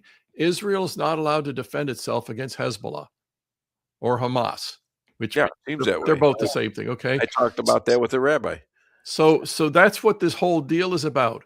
This deal is doomed to fail. Now, why Vance is going around saying, well, Vance's essential words are, and I'm paraphrasing only slightly, our deal isn't as bad as Obama's deal. Okay, we're not going to give them quite as much money. We're not going to give up quite as much ground as Obama wanted to. So this is a good deal. No, it's a bad deal. Okay, now my only hope is it's a bad deal. What money are we giving them? Right off the bat, there's supposedly $6 billion, but there is, and I'll give Trump credit for this, there is a key to that $6 billion that they have to spend it buying goods and services for humanitarian aid from America. Okay, so there's strings attached to it. Okay, well, the Jews have a lot of those kind of agreements with America, in that they buy all their weapons, or most of their weapons, from America, even though we're not aid from America. We're not selling weapons to the Iranian Muslims yet. It was an example, of what how international help helps each other. Right. Well, and again, like I said before, what you're referring to is the same thing I was describing when I said, when we were kicking butts in the early days of this year with the Iranian, the Islamists, the IRGC, that was the United States and Israel. Now, which one was doing which specific part? We can go into the details on that, but we had American pilots up in the air taking out their air defenses. We had the Navy blockading the Straits of Hormuz. The Americans are a big part of it, and they need to be, because this is a war on America. It's been that way since 1979. Oh, sure. Yeah, absolutely. And you listen, the real war started in about 622 AD. Absolutely. When Muhammad decided the Christians aren't going to take me, and now the Jews aren't going to take us, really got mad at the Jews. And here's this guy. He's married to a 9-year-old. Okay. And he's gonna have the world kill the Jews and get 72 virgins for a reward. And this is in the Quran and all that.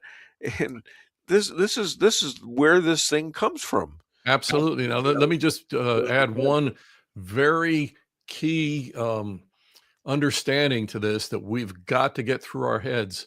Islam has not gotten stronger in the last half century. They've not gotten stronger. This is, like you said, who they've been for the last 12 centuries. They have not gotten stronger. What has happened is Western civilization has gotten weaker. Okay, we were strongly rooted in our principles and beliefs, and they were overwhelmingly Judeo-Christian. And our nation was founded on Judeo-Christian principles right out of the Bible. And we stood fast for those things. And as long as we did that, the Muslim incursion was weak against us. It couldn't succeed. It was only when those things started being undermined and eradicated by the Marxist leftists, and they said they were doing it. They're doing it on the to advance the concept of neutrality. There is no such thing. No. Okay, it was anti-Christian, and what it did was it tore down our strength, our defenses, our ability to stand on moral precepts that are right, and it opened the door to everything else, including the Islamists. So Islam has not gotten stronger. It's just as depraved as it always was. We've gotten weaker, and until that's turned around, you say we've gotten weaker, and that's true. And there's a lot of Christians who are siding with Muslims now, and it's just that's not such a. It's a scary thing because it's a very scary thing, but turned on them. And let's be clear about a couple of things. Yeah, there's, and this being June, I'm sorry. There's so-called Christians out there that are standing right next to the homosexuals, advancing their sexual perversion in Pride Month. Okay, there's nothing Christian about any of it. So the fact that somebody will stand with the Islamists and will engage in anti-Semitism and call themselves a Christian, that doesn't show anything about what's wrong with Christianity. That shows where that person is at. They're, at the very least, they're double-minded. Yeah. Or more likely, they're just a total fraud. Okay, now a double-minded person, I believe it's in Proverbs, I could find it for you. A double-minded man is unstable in all of his ways. Doesn't say some of his ways, it says all of his ways, okay? So if you can take a basic principle of right and wrong over here on this issue, and you can get it backwards, there's nothing else you can't totally screw up if you keep this up. Yeah. Okay, so these people, I've seen them, I've seen these very, let's say very university professor looking leftist pastors with their rainbow frocks on and stuff like this. Yeah. Okay. It's not funny. And they're kind of they're doing the whole pride thing. And there's nothing Christian about them. And you and I both know we can spot, let's pick Chuck Schumer as one example. We can spot Jewish people who are Marxists. I mean, what is that? It's like, okay, I'm going to embrace an ideology that wants me eradicated right along with the Nazis. Okay. And so, there's double-minded people. There's frauds. Schumer is just a idiot. And he's an idiot. And he's pledged to, I don't even think he understands what the hell's happened to his party. I mean, now he's come out for Israel. He made a statement just yesterday, according to somebody who was on the show earlier. I think it was the rabbi, about we gotta stop, help Israel. I mean, it's because Trump probably said, Israel, you have to back off a little bit. You can't be attacking as much as you do, and so now he's an anti-Trump, because if Trump said it, it's we have to hate it. Well. And here's where we differ from the Democrats. Yeah. I can support all kinds of things that Trump is doing right, and I can disagree with the things that are wrong. And I say right. I mean, I think he looked back at his first term and saw how they just railroaded him with the whole COVID thing in 2020, and he's learned a lot since then, and good for him. None of us is perfect, but his whole thing that Israel can't now attack Hezbollah. No, Israel can't defend itself against Hezbollah. Well, there's one way of defending yourself against somebody who is constantly arming and scheming to kill you, is you take them out. Yeah. You don't sit there and wait until they're shooting at you to try and dodge the bullets. And so, what he's done. How many people have died in the war with Iran?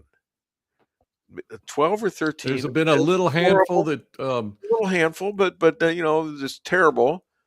Hey, you want to come in? No, I gotta go. Get your ass over here. It's your daddy. You said ass on air? Yeah. Nice. I've progressed. This is my son Aaron. Let's get him in. Real quick. Yeah. Let's get him in there. No. What did this you is do? Aaron. Hi, Aaron. You knocked him out. There he is. He's standing right next to Donald Trump. Do you believe that? And this here is Chris Adamo. Hi, Chris. Hi, Aaron. Nice to meet you. Baby boy. Oh, yeah, I can't hear him. I look younger than him. What the hell? Almost. Well, okay. All right. Thanks. Yeah. Good to see you. Wow, all right. That was my son, Aaron. So, okay. So I'm sorry for the interruption, Chris. Oh no, that's okay. That's enjoy the visits when you get them. Oh yeah, I had my great granddaughter here yesterday.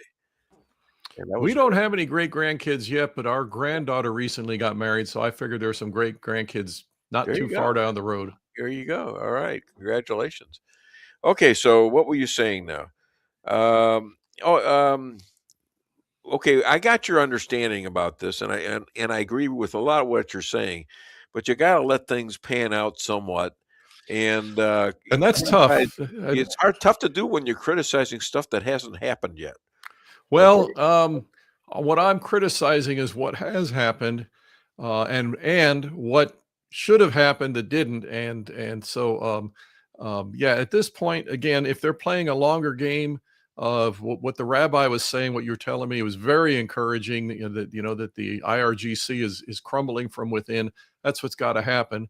The other thing I've said that's absolutely got to happen, and I've caught this from the son of the Shah when he speaks about it, is the Iranian people have got to be the ones to take the helm of their country. I mean, I'm not talking about the Islamists. I'm talking about the Iranian people, the ones you refer to as the Persians, who they're not pro-Islam. They've got to be the ones to take the helm of their country. And that means, by the way, they're figuring it out in Iran. They've known it, actually. Figuring it out in England, in Australia. We can give you other places where, you know what, that American Second Amendment that we've been condemning because of all the, street violence, that's not such a bad thing when you consider that you look at all the street violence in America, and yeah, it's horrendous and it's tragic and stuff. Compare that to what happens in a country where only the government has guns.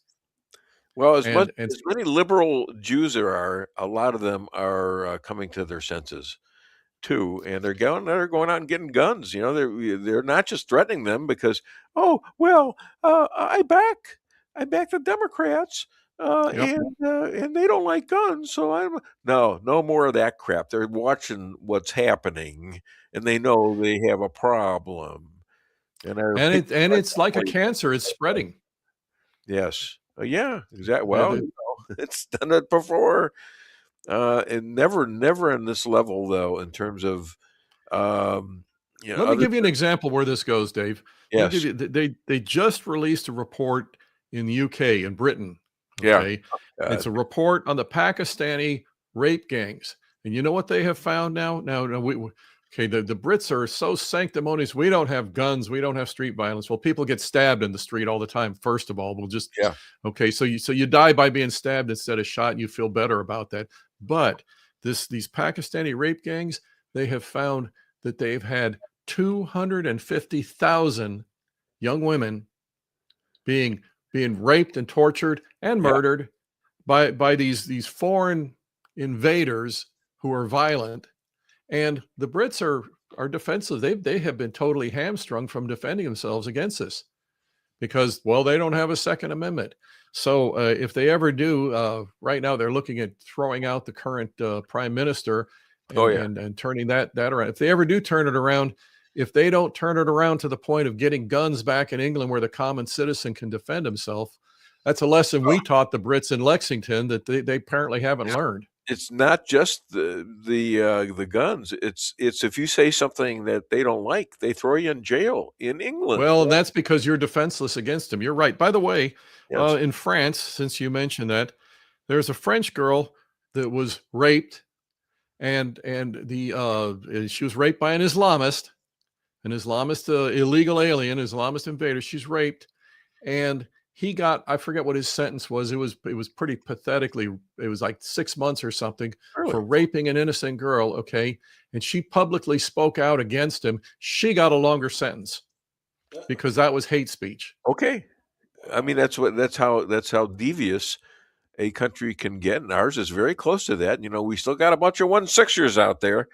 And I got who I got up last. I got McCloskeys, your buddy McCloskey.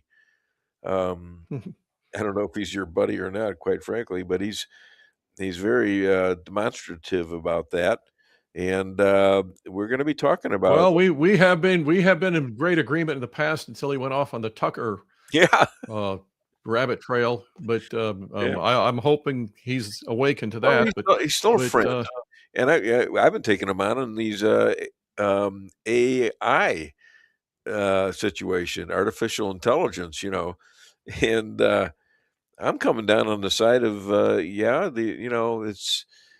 it's there are a lot of questions about it, and we don't know what it's going to happen, but you know what?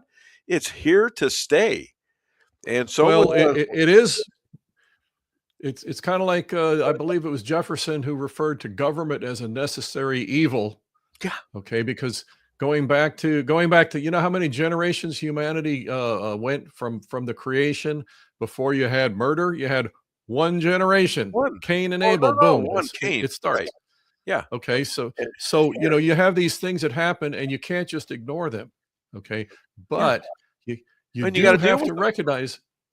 You have to recognize the propensity for evil. So,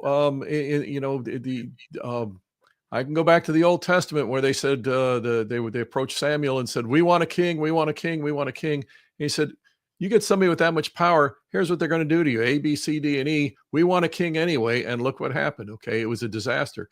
Now, But we have government. David was a pretty good king. Yeah, and then That's his father. Let's go down the road and check several generations there and see how many of them were good versus how many of them were horrible. Yeah. But the point is, when we established this country, and I describe our three branches of government, I describe it as rock, paper, and scissors. Okay, so that they were designed so that no individual branch would absolutely dominate over the other two. Okay, and that was on purpose. That's because they understood that government can become a self-serving evil, and it will, because of the human nature being inherently fallen. Government will, if you let it. So they established a system to try and prevent that. Yeah. We've got to uphold that system as it was established, and it was established on roots of morality and biblical principle of right and wrong. And if we don't include those in the formula, the rest of it won't work. And I can quote you from Benjamin Franklin, who said as much. Yeah. It's like if we don't do these things. It was a smart thing, but it means it's messy a lot. It's very messy, and it's very It can be, but you've got to differentiate between messy and evil. You've got to differentiate between messy and evil, and when evil gets in on an equal footing, messy gets it heard. The easiest thing to do is to be total. A government that is a communist socialist country is not, that's a very clear thing, and it's a wrong thing that you can't fight. You don't have no right to guns. Especially you have no if they rights can to object. Especially if they shut you down. Exactly. If they silence you, you can't so fight. We've already had that. We've had that as government, and we had it just recently in Joe Biden and in Obama's regime, let's call it. Okay, these guys were horrible, and we were kicked off of Facebook, kicked off of X. Everybody was modified by the government, the DOJ of the Biden. Don't doubt that they would all do it again to you tomorrow if they could. Look, I know. Listen, I'm well aware of that. Trust me. I'm aware of that, right? Would you agree? Oh, maybe. You are a nut. You're a nut job. Come on. Maybe just because I don't agree with everything that comes out of your mouth. Jeez. Well, I'm working on you. You're working. We'll straighten you out. How old are you, Sonny? Seriously, how old are you? You know what? If that was a qualifier, then Joe Biden is smarter than either of us. So don't even go there.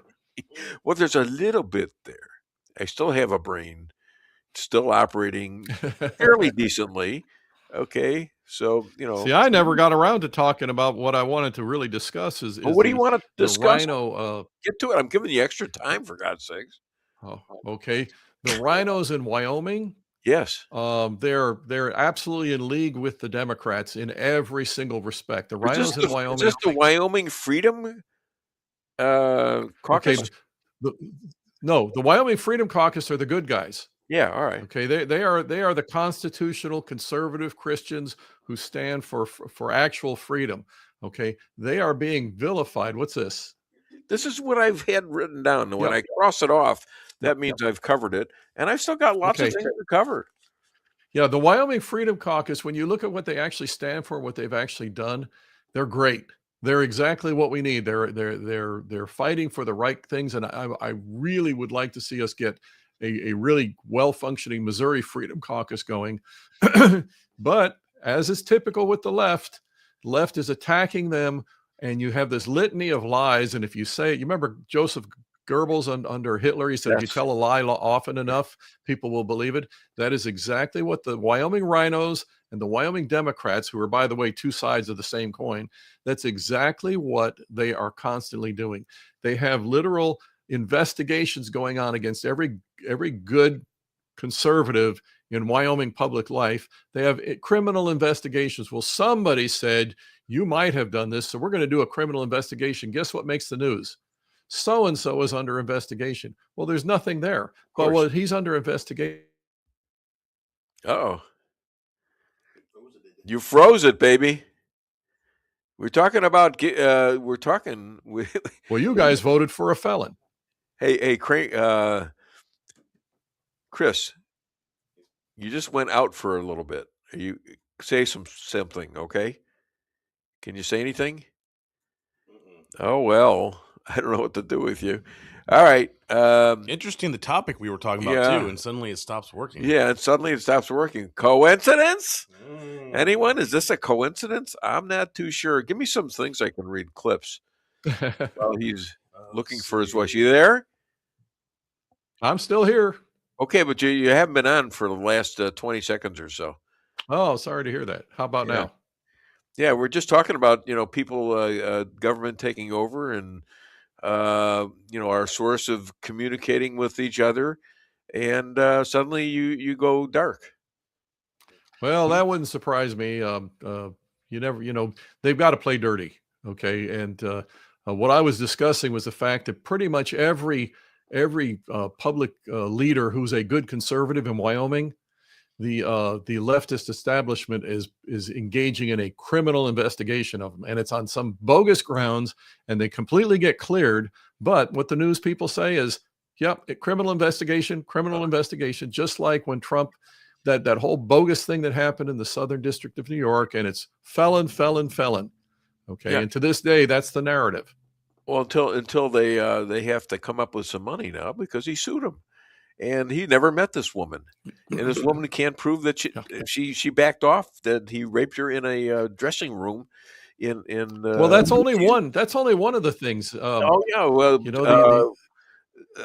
Willis, Fannie Willis down in Georgia. Okay, now she's been reprimanded because of what she did to Trump, and that's 34 felonies. But they'll still, the Democrats will still cite that he's guilty of 34 felonies, and they're all saying so they don't really care. Look at the MAGA guys. Look what they did to the country. Okay, that's also their big talking point. Right, and so they knew all of this would get shot down. They knew it from the start, but they have their narrative. There's a woman in Wyoming. Her name is Rebecca Bextel. She's a good conservative. She's actually running for governor on the Constitution Party. And that's a whole different story. I'll explain to you why she's doing that. It's a really smart move. Okay. And she gave out perfectly legitimate campaign donations. She did it on the legislative floor after they had called a recess. There was nothing wrong with it.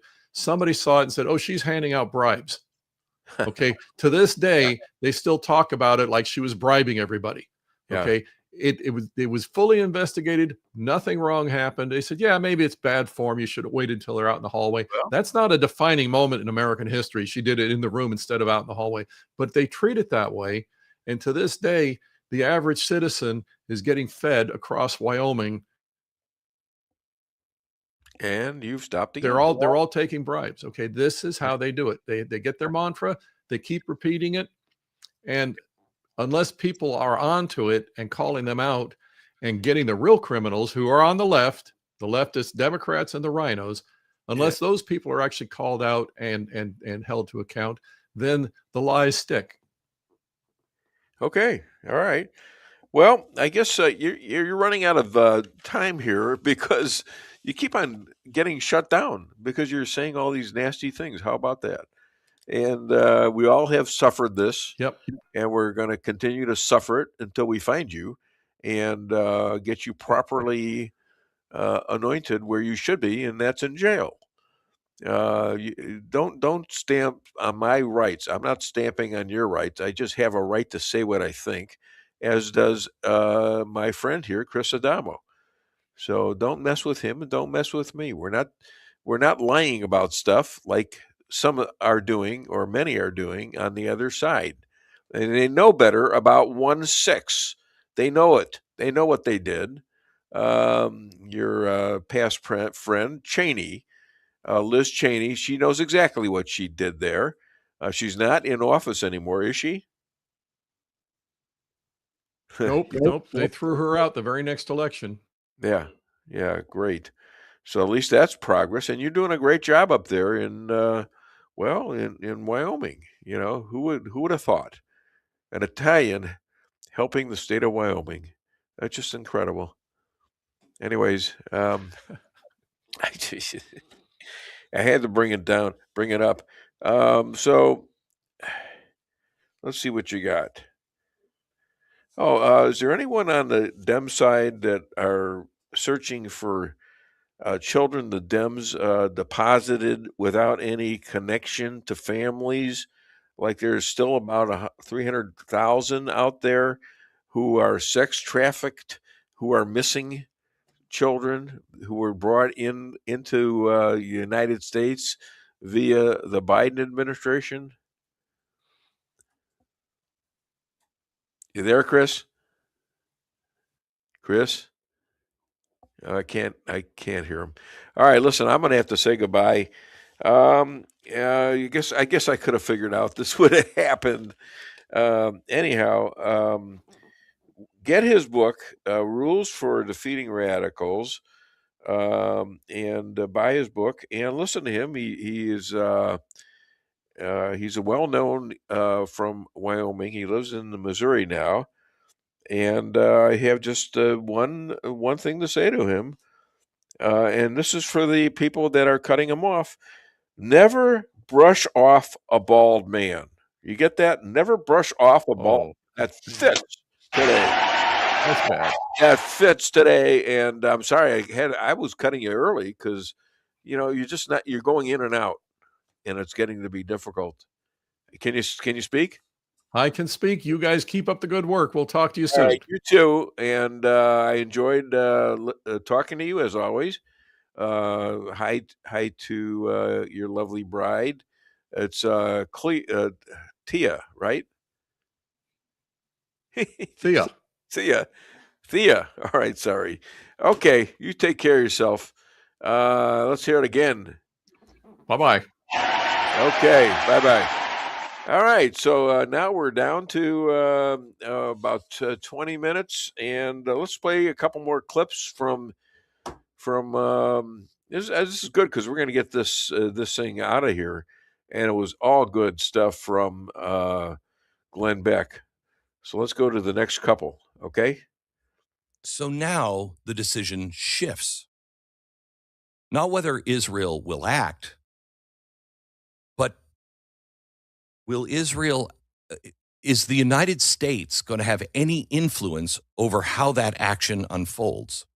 Because the president has spent all of this time trying to tie the Middle East together. He was going to go in at some point. He had said it, I'm going in.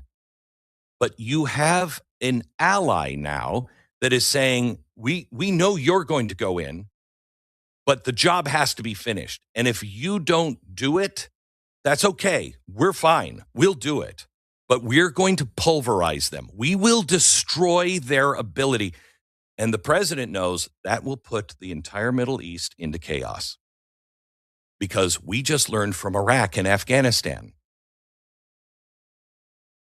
Please let us do it our way. Mr. President, we will go in with you. We have the same goal here.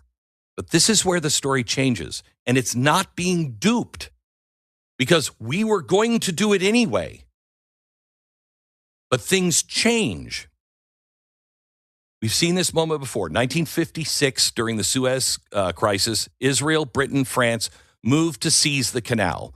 They believed they were acting rationally, even that they had to do it. Eisenhower saw something else. He saw a chain reaction that could pull the Soviet Union and fracture the world. So America stepped in, not against its enemies, but against our own allies of France, and forced them to stop.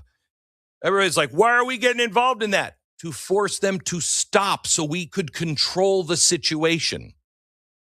1973, Yom Kippur War. United States rushed to support Israel when it was on the brink.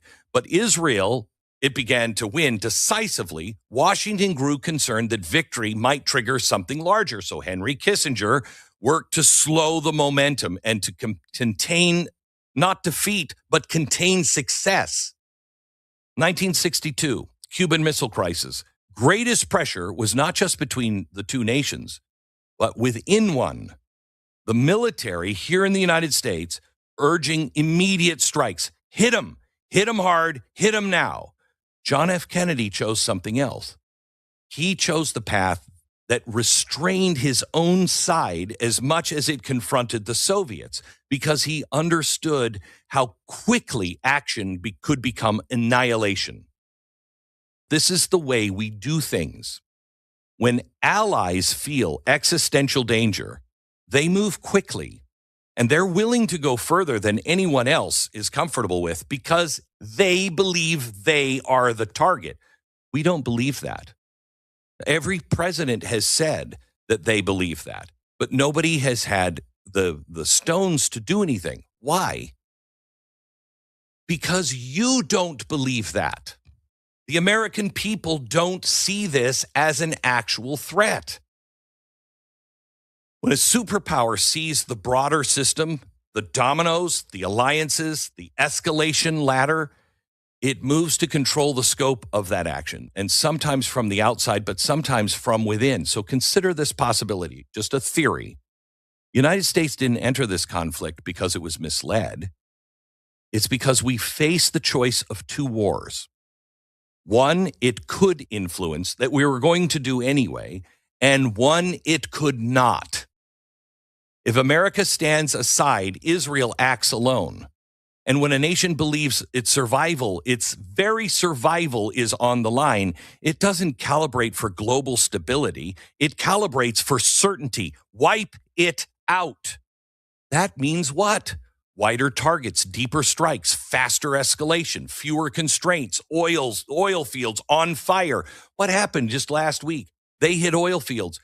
We were being led by the nose by Benjamin Netanyahu. That makes no sense. If we were duped into the war and we're fighting Israel's war, why then would President Trump say, stop it, stop hitting the oil fields? They have different goals than we do.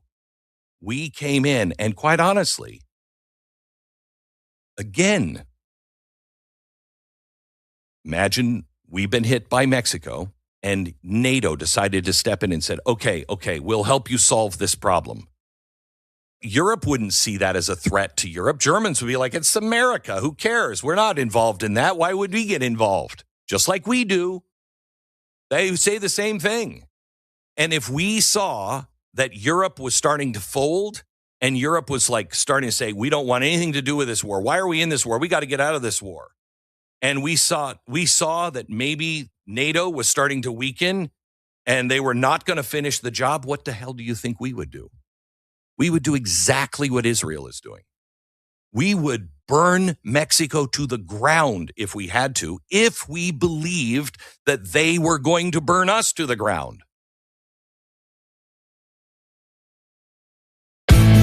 With warmer temperatures right around the corner and allergies ramping up, now's the time to get those AC units serviced. At Hartley's, we pride ourselves in offering outstanding service with fast response times. With proper maintenance, you can make those hot days be a lot cooler and remove those pesky allergens that always seem to find their way into your home. Call us today so you can be living a much cooler and healthier life. Hartley's, community born, community raised, community serving.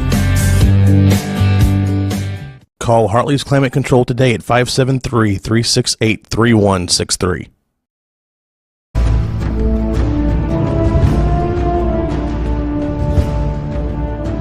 Never be too coy to tell your friends and family about koi sushi and hibachi.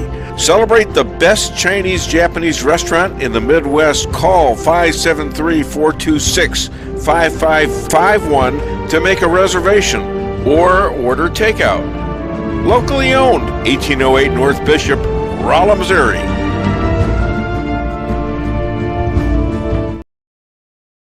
We can sum up McDonald's new crispy chicken sandwich in one word. Crispy. But also juicy and tender. Okay, it's crispy, juicy, tender. All one word. But then, also pickle. Oh, and potato bun, which is two words. Okay, we can't sum up our new crispy chicken sandwich in one word, so you'll just have to try it to understand it. Order ahead on the McDonald's app at participating McDonald's. Ba-da-ba-ba-ba. Merrill's Quarry and Asphalt, 40 years serving cities, counties, and everyday businesses with driveways for people who live and work in our little piece of heaven right smack dab in the middle of America. Call 573-578-9101 for your free estimate of rocking, rolling, paving, driveways, sealing, and striping too. That's 573-578-9101 for your free estimate. Your home is your castle, you don't need unwanted hassle. Don't let those creatures move in to stay. Let us protect your investments, that's what we're all about. Plank Termite and Pest Control will save the day. Plank is locally owned and family operated right here in Rolla, a Google preferred business. Our customer service and your satisfaction is our number one goal. So call Plank today at 368-3333. Plank Termite and Pest Control will save the day. Busy schedule? Let your locally owned Price Chopper help you save time with online shopping. It's easy. Sign up to tcmarkets.com or download our mobile app in the App Store or Google Play. Create an account and browse through the categories and choose the items you need. When you place your order, your personal shopper will get all of the items you've selected, taking the same care you would and following your notes. We offer free curbside pickup, so you don't even have to get out of your car. Start your online order today and no online shopping fee for a limited time. Go to tcmarkets.com or download our mobile app to get started. Price Chopper. Fresher savings every day.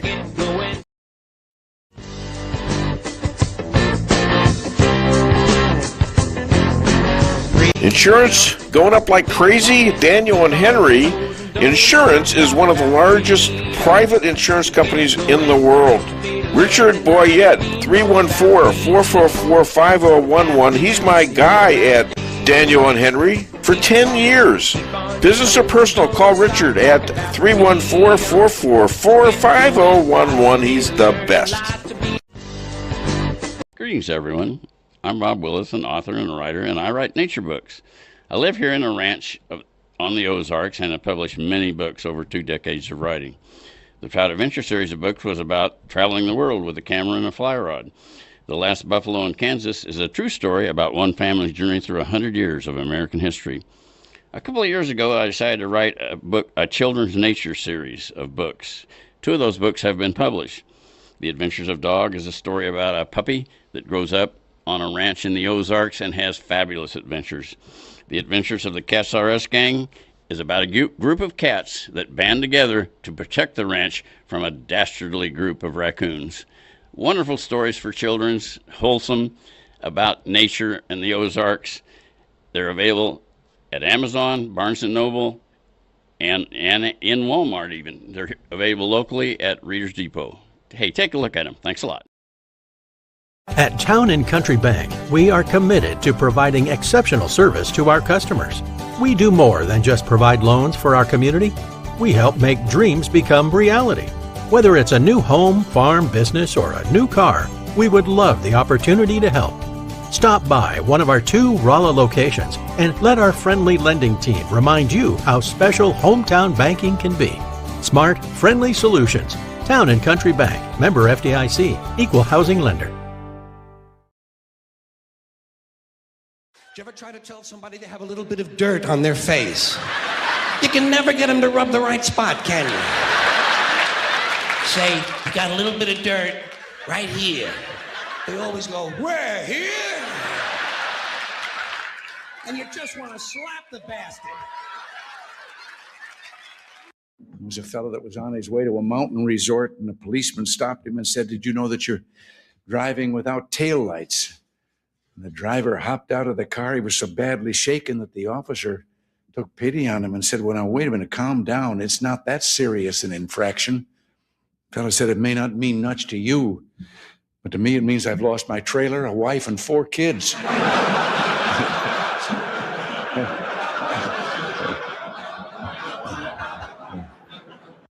Cub reporter whose first solo assignment was interviewing a fellow who was just going to have a birthday that made him the oldest person in town. And he got to the address. It was an older building out in the outskirts of the city, and an elderly gentleman ushered him in. He sat down, and the reporter determined he was the man, and he said he was there for the interview, and he led right to the matter about how old are you, and the man said 96. He said, "To what do you attribute your longevity?" And the fellow said, "I don't smoke, drink, or run around with wild women." And at that moment, there was a crash from upstairs. And the reporter looked up and he said, "What was that?" The old boy said, "Oh, that's Dad. He's drunk again."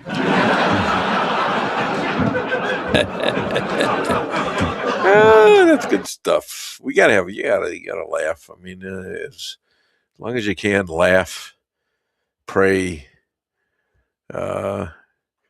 be good to God, as much as you can. Be good to your family. Things happen. You can't always control it, but you can certainly try to get God on your side. There was another attack on the president that was broken up. They had these fights in D.C. on the White House, and they had these guys out there looking for. They had a good setup. They had a really big plan, and if it wasn't for the mother of one of these people who were going to shoot up the wrestlers and shoot up everyone there, including the president and whoever else was there from the government, they were lucky to get him, but I guess they had him in custody before the event took place. But it just shows you there's still people out there, and they're still doing it. It's not the MAGA people who are doing it; it's the other side. But we're lawful, and they're not, and they're getting people, and they're not commenting on even New York. When New York wins the NBA, and they're setting school buses on fire. What the hell is that about? And they're beating each other up and killing, and they're knifing each other. This is does that make sense to everybody here? No, as a matter of fact, there are reports that when the NBA Finals moved, couple games were in San Antonio. When it moved to New York, after those games, Knicks fans were getting in fights with Spurs fans on the streets. Oh, I'm sure. After the game, and it's like, yeah. Come on, guys! I'm an avid sports fan, but not to that point. Well, Chicago used to be a lot like that, and one of the things I noticed is that when Michael, what was his last name? The guy that was the greatest. Oh, Michael Jordan. Yeah, Michael Jordan. When he came to the Bulls, and they were winning all those games a couple seasons into that. I noticed something because I used to go to McDonald's meetings in Chicago a lot. Yeah. That you could actually walk in the streets downtown. You could walk at night in the alleys downtown, and people were nice. They'd wave at you if before this, and probably now is they're giving you the finger and they're figuring out a way they can beat you up. And that's my hometown. I'm so proud to be away from there, quite frankly. Well, I had situations even in St. Louis. This was years ago. Yeah. A group of my friends and I went to a Blues game, and they were playing the Dallas Stars. Well, 3 guys in our group they're Dallas Stars fans, so they wore their Stars jerseys, and 2 of them were twin brothers who were about 6'4" or 5". They had seats closer to the glass, and our seats were a little bit further back. And so Blues were not a good team then, but they had a great night. They ended up beating Dallas, and so ended up being that some of the Blues fans were kind of heckling those friends. And at first, it was just kind of like, "Yeah, see, we got you." So we're like, "Yeah, see." Yeah. And then eventually, after the game, it looked like they were starting to take it too far, and they were just like, "Well, we're Blues fans." I said, "No, I'm a Blues fan like you, but I came with them, and if you throw down, I'm with them." Wait a minute. This was you were with the Blues, and some of the Blues guys with you were picking on the Dallas guys? No. So there were, because we were sitting further away from these guys, they were sitting to the 2 brothers were sitting closer to the glass than we were. There were Blues fans around them, and at first it was just kind of, when the Blues took the lead, just kind of, "Yeah, see, we got you." Like, it was fun, just fun razzing at first. Then they started escalating it, and it looked like it was going to start to get physical. So then when we came up to them, and I said, "Yeah, those are buddies of mine that you're bothering." They said, "Well, yeah, but we're Blues fans, so we got to get them." I said, "No, they're with me. Okay. I got their back. Like, I get it. We're aligned on a team, but you get physical. Yeah, you won't like it." And I mean, it was like, I never understood that. No, I don't understand it. I didn't either. I mean, how desperate do you have to be to get into a fight like that? I mean, I look, if you're attacked, you got to take care of yourself, but still. And that was the point I was trying to make, was for them to realize they had backup. Yeah. And they probably needed to walk away because there was more of us than them. It was not going to end up well, and they needed just to stop. And they did. They got the message. Well, anyways, another thing here, you got ships that are 52 feet long are completely run by robots. In other words, you can have these attack little warships, and you control them by, like you would a robot. That's incredible. You don't have to worry about that's happening with AI a lot. Pizza Hut sold for about $2.8 billion.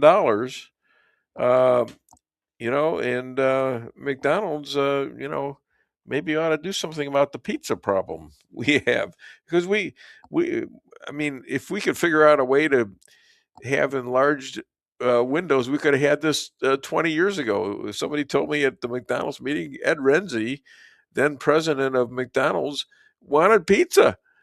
And they got to the store and they made the pizza, but it was too big to put out the drive-through window. How's that for a story? And I mean, you can't make this stuff up. That's in the category of you cannot make this stuff up. So let's see. NVIDIA, if you listen to the interview of that Kane did yesterday, of NVIDIA president Jensen Huang on AI, it's fascinating, and you ought to listen to the whole thing. And this is a guy that is he's a Taiwanese, he's American, he's in both countries. He only wears black, but he sounds like he's knows what he's talking about AI. And you got to listen to everybody, and we're going to have Mark McCloskeys on very soon. Yeah, and I'd be remiss if I didn't show this. We have this as part of rehearsal, and this is, of course, in honor of President Trump's 80th birthday the other day.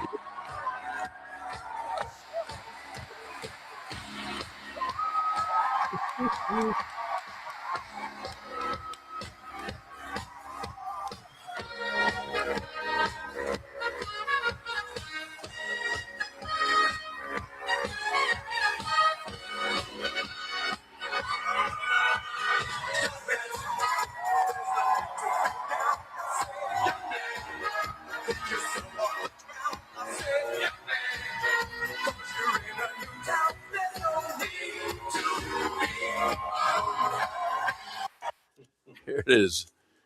There it is, and hopefully we've got our next guest, and there he is. Look at this, right? And it's like he was just waiting there, and it was perfect. And he's a friend. He is he is with hopefully his wife. This means I got two lawyers. I have a 2-lawyer limit. Let's put it that way. And I often actually go beyond that.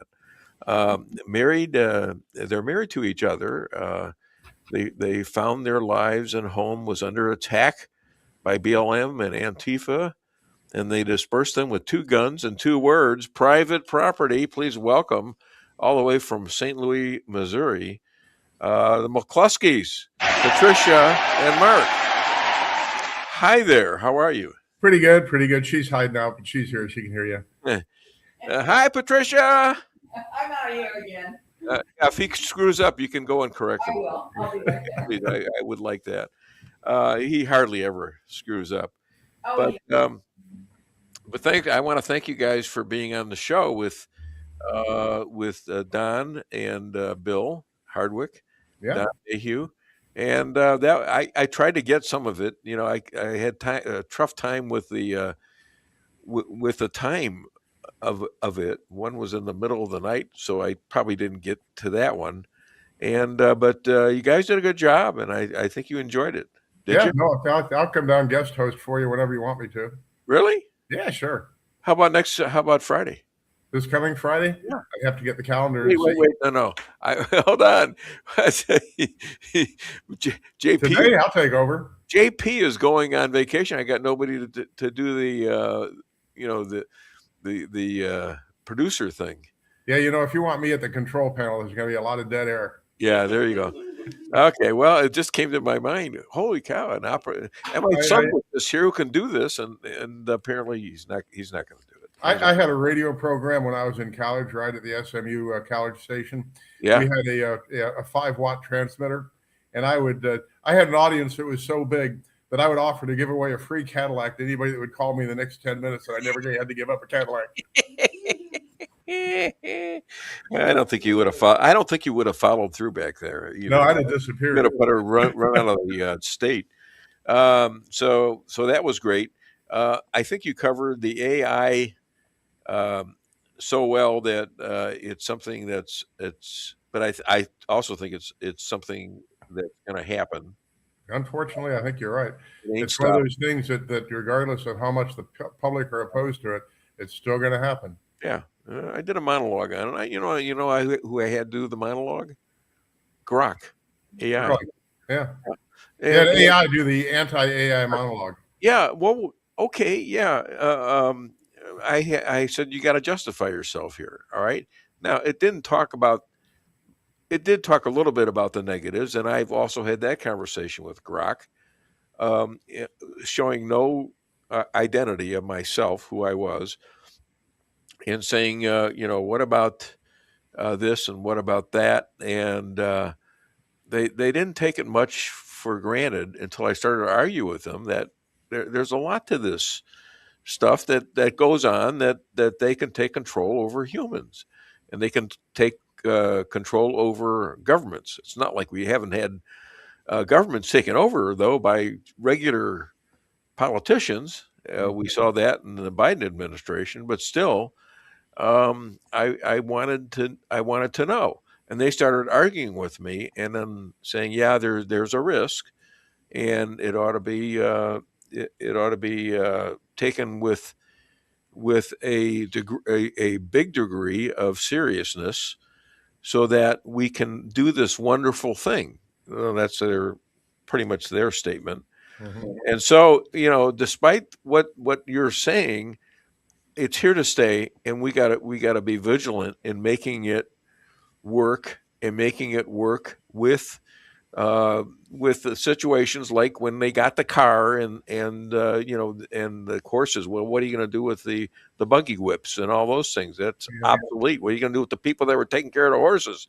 Well, the difference is that the car, until next year, the car is never going to drive us. We're always going to be in charge of the machinery. Well, but as of next year, the cars will decide whether or not you're fit to drive. And as I probably discussed with on your show last week, the programs are now writing themselves, and at a speed and at a level that human beings can't comprehend. And so when the machines are already writing their own code, and they can do so at computer speed, not human speed. Right. And the cars are going to take over and eat us. And that has never happened in the past. That's the material difference. And the end is already here. Centene Corporation, which is one of the biggest employers in St. Louis, they do government medical funding. They announced this week they're going to buy out the majority of their employees. They employ 61,000 people. They're going to lay them all off, buy them out, put them out of work. I mean, where are those people? Who's going to pay their mortgages in a year, right? Well, they'll probably work for some people that are actually building these crazy factories and stuff like that. They'll work more efficiently. It's like, the horse and the car comparison. The car was obviously got you places that the horses couldn't get you to, and it probably saved a lot of money. I think AI has the possibility of doing that. It's a possibility. The question is, it's an unknown. Here's an interesting concept for you, though. Yeah. Cars kill about 40,000 people a year for the last 100 years. Yeah. What's that, 4 million people? I can't do that math in my head. Yeah, that's 4 million people that have died from car accidents in the last 100 years since cars became popular. But that's not the issue. The real issue is the material difference is we have never had a machine before that controlled people. The people always controlled the machines. And we never had a machine that would think before. And as the people that signed that letter 3 years ago saying that we are developing a system which is more numerous than us, smarter than us, faster than us, and will obsolete us. Now that the programs are writing themselves, my next door neighbor's got a kid that works or a cousin that works for one of the big programming companies, and he says his nephew does not write code anymore. His nephew monitors a code that the entity is writing for itself. That is not being in control of the system. Monitors, because who's going to? Were you really good in math in college or in high school where it was high level math? I never learned any of that crap. Not one word of it. Now you don't need it. Yeah, but you also, if people, here's another one of our big concerns. People talk about all this time. I see people joke about it on TV, and that is that with now something like 72% of all the videos on YouTube are AI. I heard that statistic yesterday, which means you can't tell truth from fiction. When everything that you see is generated by AI, or vast majority of what you see is generated by AI, how would you ever possibly know what the truth is? When they can make a video of me right now, which is completely fictitious, but which my own wife would not know is a fake. No, you're looking pretty good right there. Yeah. Well, they'll have my voice. They'll have my voice perfect. They'll have my gestures perfect. I see them do it. I see them do it with these baby things. Yeah, they're hilarious. But there has to be some control. There has to be a good deal of control. And do you hear anybody talking about control? Huh? Do you hear anybody talking about control? Everybody says it's terribly frightening, but we've got it. It's going to happen, and so we just let it happen. No, I do hear a lot about control. I do hear a lot about. I think I heard it with Bill Hardwick saying we got to make sure that these things aren't used against children and against people committing suicide. We got to make sure that there are laws that prevent this kind of stuff and or arrest whoever is responsible for it. Yeah, they are doing that. You wait and see how long it is until somebody arrests Elon Musk, right? Or Mark Zuckerberg or any of these guys. These guys are immune. The people that are worth now $1.5 trillion, they wouldn't go to jail for anything. They could murder children on Times Square on video and claim it's an AI reproduction, and they'd walk. I mean, there's no consequence in the world anymore. Anything is possible, and anything can happen. And I hope you're wrong. Me too. But you got to be. I know you hope you're wrong, but there's nothing you can do except for fight for what can be a decent addition to life, and not a danger to life. Yeah. Well, there's already a new category of domestic terrorism called anti-tech extremism, of which I am now a member, I'm sure, in the eyes of the DOJ. And the government is now scanning for words on the web like the Butlerian jihad from the Dune novels, right? I mentioned that. I've been mentioning that for many years now, where they're the reference to an ancient war against thinking machines in the Dune novels. But if you mention Butlerian jihad, like I just did, the NSA flags it as being an anti-tech extremist and puts you on the terrorist list.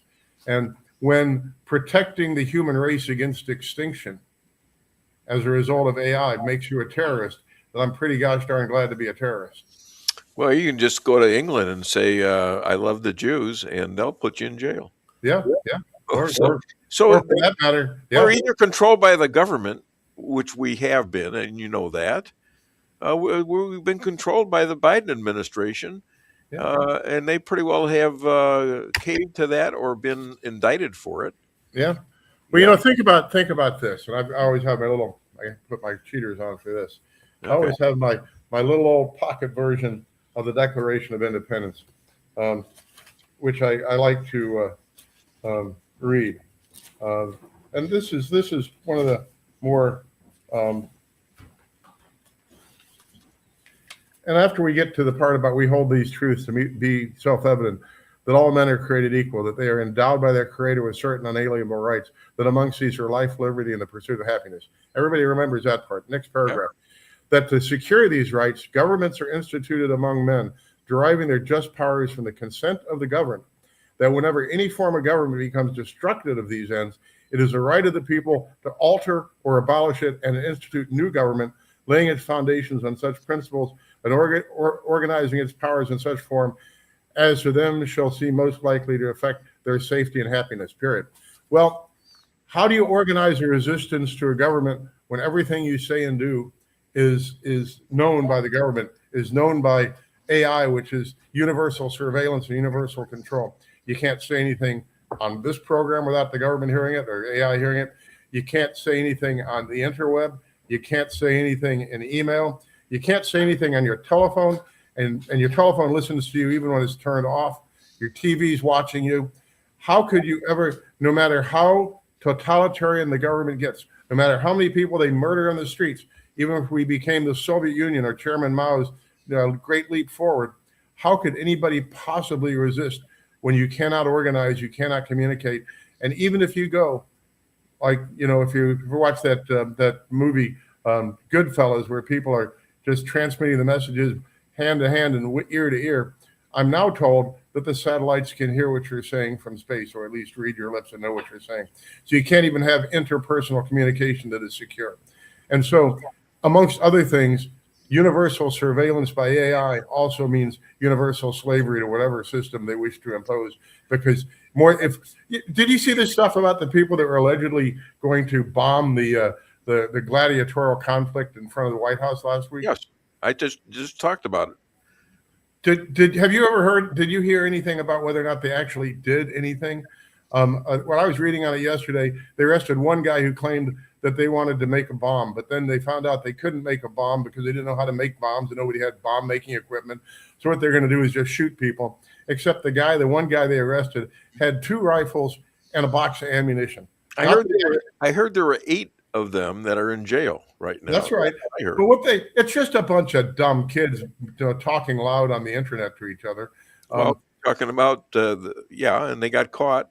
Yeah, they were listening to them. Yeah. Or, no, wait, the mother. Well, one of them ratted him out. Yeah. The mother of one of them called the authorities. Now, I don't know if that's true or anything, but this has been happening in this country for well over a century. That people since the beginning of 250 years. And Yeah, we spy on other people, but they spy on us. I'll bet you your radio program that half or more of the people listening to this broadcast right now have more guns and ammunition in their house than the kid whose mom turned him in because he had 2 rifles and a box of ammunition. And then they had a thing on the web this morning showed, I think it was 5 loaded 30-round magazines for his AR. Well, if that makes you a terrorist, I mean, when they put that on television, what does that tell me? That tells me that the government is looking for an excuse to round up anybody that's got guns and ammo, even if all they do is be a bunch of dumb 19-year-old kids talking about BS and having no actual plan or no way of implementing it. Well, it hasn't happened yet. They have not. They have not succeeded, not in the Civil War and afterwards, of taking your guns. But people would know that. But they do take a lot of people's guns. That's another story for another day. But the FBI and the federal government routinely, almost every time that you hear somebody's arrested on a terrorist plot, it's the FBI that set it up, provided them with the weapons or provided them with the explosives, like the kidnapping plot against Christy Whitmer or whatever, where it was entirely done by the FBI and an attempt to set up some folks. I'm not familiar with that. Oh yeah, that was maybe 3 or 5 years ago now. There was alleged kidnapping plot. Some of these people actually went to trial, but at trial it was all discovered that the FBI had created the entire thing. But that's what the FBI does. I mean, that's what the FBI has done. Yeah, there's no proof. There's no hard proof that the current FBI has set things up. A lot of you have mentioned the assassination attempts. The assassination success, I guess, against Charlie Kirk, and I still don't understand that. You might be right. I don't know, but they're sticking to that story. The guy's still alive, who was accused of it. And here's an interesting thing on that came out over this week. There's the guy who paved over the crime scene. Yeah, he gets a call on a Sunday morning saying from a person who was not at that university, but a security agent from some other entity that says, quote, "We have a paving emergency," unquote. And the contractor says, what the heck is a paving emergency? This is a Sunday. My guys aren't working today. I'm not working today. And they say, no, this is coming down directly from the governor and the FBI. We have to get this area paved over today. And as a guy gets out there with a bunch of ad hoc employees that he scrounged up, and they pave over the area. What is a paving emergency to destroy the evidence of a crime scene on a Sunday? Since I own a paving company, I could say I've never incurred. This has not ever happened in my situation. So yeah. And no, there's still a lot of stuff stuff has been done all over the place in this country and in other countries. We still have freedoms. People are fighting to take our freedoms away. And we've managed to survive a lot of things in this country, including the Revolutionary War, for goodness sakes. Yeah. We were fighting the best damn army in the world. Yeah. Well, second best, it turns out, but okay. Who was the second? What do you mean? Well, we won that war. Yeah, exactly. Exactly. So anyway, but here's the thing that shocks me the most, Dave. No matter what happens in this country these days, the people don't get up in arms. The people don't march in the streets. You're old enough to remember, because you got a couple of years on me, what happened in 1968 through 1972. Every summer, the protests against the Vietnam War filled the streets of all the major cities in the country. Banks got burned. Universities got burned. There was what would be in especially Chicago, where I was. Yeah. I had a brother-in-law that worked for Bank of America. I think in like 1969, 400 different branches of the Bank of America got firebombed. I mean, if that happened these days, they would consider it to be a revolution. But now today, no matter what happens, whether it's COVID or AI taking over or the war in Iran or the new NDAA Section 224 or all these bizarre things that are out there threatening to destroy our way of life, the people are just go back and bah, bah, whatever. I've got my TV, I've got my car, I've got gambling and legal dope. I can sit around and be as worthless as I want to be, and I will let the government do whatever it wants to do to me because I'm fat and comfortable. And that's what's shocking. Look at the people in Albania. Pay them to do that. So I'm sorry? They'll also pay them to do that. Yeah. Well, look at the people in Albania, right? Albania's got a population smaller than St. Louis County, and yet hundreds of thousands of people are in the street every night protesting Jared Kushner and Ivanka Trump's desire to buy an island to turn it into an Epstein paradise. I mean, in Albania, hundreds of thousands, a significant portion of the entire country's population is up in arms about this deal with Ivanka Trump and Jared Kushner. You couldn't get 100,000 people to protest COVID in the United States out of 330 million people. Yeah, that one I didn't hear. So well, Google it. Ivanka claims that they were on a yacht with the Rothschilds, and they saw this island over there, and they swam over to it, and she hiked up the island in her bare feet in her swimming suit and said, "Oh, this is beautiful. We have to turn this into a resort for billionaires." And they want to buy the island. Albania wants to sell them the island and turn it into a retreat for the uber rich. Did you say the Rothschilds? They were on one of the Rothschilds, were they? Yeah. Not exactly. my Rothschild, the rabbi. Not the ones that Bank of England Rothschilds. Yeah. Yeah. He's not related to them. No, you should be. Goodness. You wouldn't have to work for a living. He was concerned about that missing S. He is ROTH. They're ROTHS. And so, you know how they became infinitely wealthy? A pigeon. Did you know this story? Tell the story. Because I don't know anyway. They are bankers in Europe, and the battle's going on between Napoleon and the English at Waterloo, right? Right. And the Rothschilds had carrier pigeons, and they see how the battle's going, and they dispatch a carrier pigeon from Waterloo to England with the news that Napoleon has been defeated, and it gets there a day before anybody else knows it, and they corner the market. Okay. And so that was their high-tech way of cornering the monetary market in the 19th century. Okay, so was that stupid or was it illegal? A stroke of genius. Okay, there you go. Yeah. So no argument about that. I mean, let's talk about the deal with Shia Iran. Your thoughts? Well, we 58 days now to mess around and do something. Well, I saw right before I came on the air that Iran has already closed the Straits of Hormuz again and reimposed. That's what I heard. I just heard that because Israel's still bombing southern Lebanon. The meeting in Switzerland has been postponed. Yeah. So it's not Tuesday. Otherwise, we'd call it Taco Tuesday again. But this is now the 40th time that the president has announced a signed deal with Iran that's lasted about 10 minutes.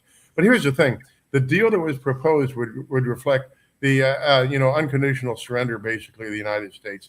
We're giving them the Gulf of Hormuz to charge tolls on. We're going to give them $300 billion for reparations. We're going to give them their $24 billion back that we seized. And there's no mention in this deal of actually limiting or eliminating their nuclear weapon program. And I heard from Larry Wilkinson this morning that the United States is already withdrawing all its excess military out of the Gulf. That all the buildup that has been going on for the last several months is all being withdrawn. The ships are being recalled, and the air tankers are being recalled. And it's not something once they're recalled, rearming the Middle East is a difficult and time-consuming proposition. So apparently we are in the process of skedaddling, regardless of the outcome, having realized that if we persisted in this, it would not get resolved before the midterms. Gas would be $6 or $7 a gallon, and we'd get murdered at the midterms. And then Trump would spend his last 2 years defending impeachment. And so, Trump said the thing that I had hoped he would say, but had betted that he would not, that in order to avoid a universal economic collapse, he was going to settle the war with Iran, regardless of what Israel chose to do. Yeah. And of course, the Israeli government is going to do whatever it damn well pleases. Well, Netanyahu also already said that. Glenn Beck did I played all the clips of that. Of course, you were not listening, but he played all the clips of that, and he was dead on that America does not want to change the regime. They want out of there in the worst way, and they don't want Israel to interrupt what's going on. Yeah. They don't want Israel to attack, and Israel can't not do that. Israel cannot protect itself. So we're in a rock and a hard place.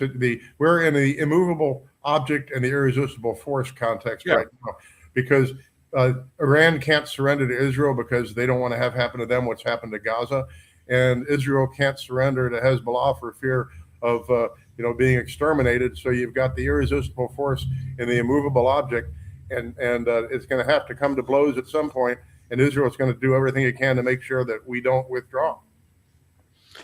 Well, you know what? You got about 5 minutes now to tell me what you're going to be doing in the next while, and I'm giving myself 5 minutes because I know how sparingly you talk about your phone numbers and all the other things you want to talk about right now. So I'm going to do it. Other than the Dave Weinbaum Show, where can people hire you and Pat? That's McCloskeys.com. My phone number is 314-721-4000. My cell's 314-580-3185. But I'll tell you a fun story, because last Friday night, of course, I addressed the Montana Republican Party's platform committee, and about 300 people there. But I was the first speaker. The last speaker was Senator Tom Cotton. And of course, Tom Cotton is a big hawk and a guy who's promoting the National Defense Authorization Act section. It's now 119, used to be 224, merging Israeli and American intelligence, as well as the section 222 of the Senate Intelligence Authorization Act, merging basically our militaries, and lots of people on the web are calling him a traitor. But so I give my current standard speech where, amongst other things, I talk about casting off our Israeli overlords and casting off our billionaire overlords, and giving the United States of America back to the American people, and really having a government by the people, for the people, and of the people.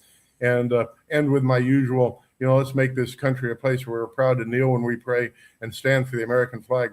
Well, Patty's sitting at the speaker's table. Next to her is Tom Cotton's 10-year-old son. Next to that's Tom Cotton. I get a standing ovation, and Tom Cotton says to his son loud enough that Patty can hear, "Don't stand up." Well, you're just a star, and you're just evolving. Pat, is that true? It is true, yes. Okay, all right. I got to check because I'm not sure with this guy. So other than that, you've told me now where to get hired, and you've told me your story. So I'm gonna take the risk of taking the high road must stop with meth. So stop it. Okay. Dang it. Okay, it was always a pleasure talking to you. Even when we duke it out a little bit, the Irishman likes to duke it out. Look at that. Absolutely. Yeah. What's that Notre Dame, right? The Fighting Irish? It's like that's Fighting Irish is like this. Yeah. The Fighting Jew is hands behind our back, and we try to think you out. Yeah, there you go. There you go. Mind just over matter. Rothschilds. Yeah. Okay. Mind over matter, and as they say, if you don't mind, it doesn't matter. There you go. All right. With that, we're going to end the show. All right. Here, and I got about a minute left. So what the hell? All right. You guys have a great weekend, and let's hear it for the McCloskeys. I'm giving you a sitting ovation. Don't stand up. Okay. Oh my God. No, it's going to take me a while to get up. Yeah, And I might add too that as as long soon as it doesn't take me a long time to get it up. Who said that? Oh, that's wrong. Gosh, you said that. I'm blaming you. All right. A small joke. Yeah. Get off you're getting to be more laughs than me. That's wrong. No, I can't allow that. All right. Have a great weekend. Thanks. Take care, guys. Bye. Bye-bye. All right. Isn't that fun? Just tearing each other apart and like that. It's fun. Come on. If you know what's going on here, for some reason I'm feeling my ear is getting bad or something, and I have to move it. I have to move the headset because it hurts, and it's hurt now for 2 weeks. I think these guys sabotaged my ears here. I think they did that. I think they did it on purpose. All right. Well, it's another day in paradise, and hopefully you'll have a great Juneteenth. And we'll be back with another edition in 2 weeks. All right, 2 weeks, and I'll be back. All right. Thank you so much.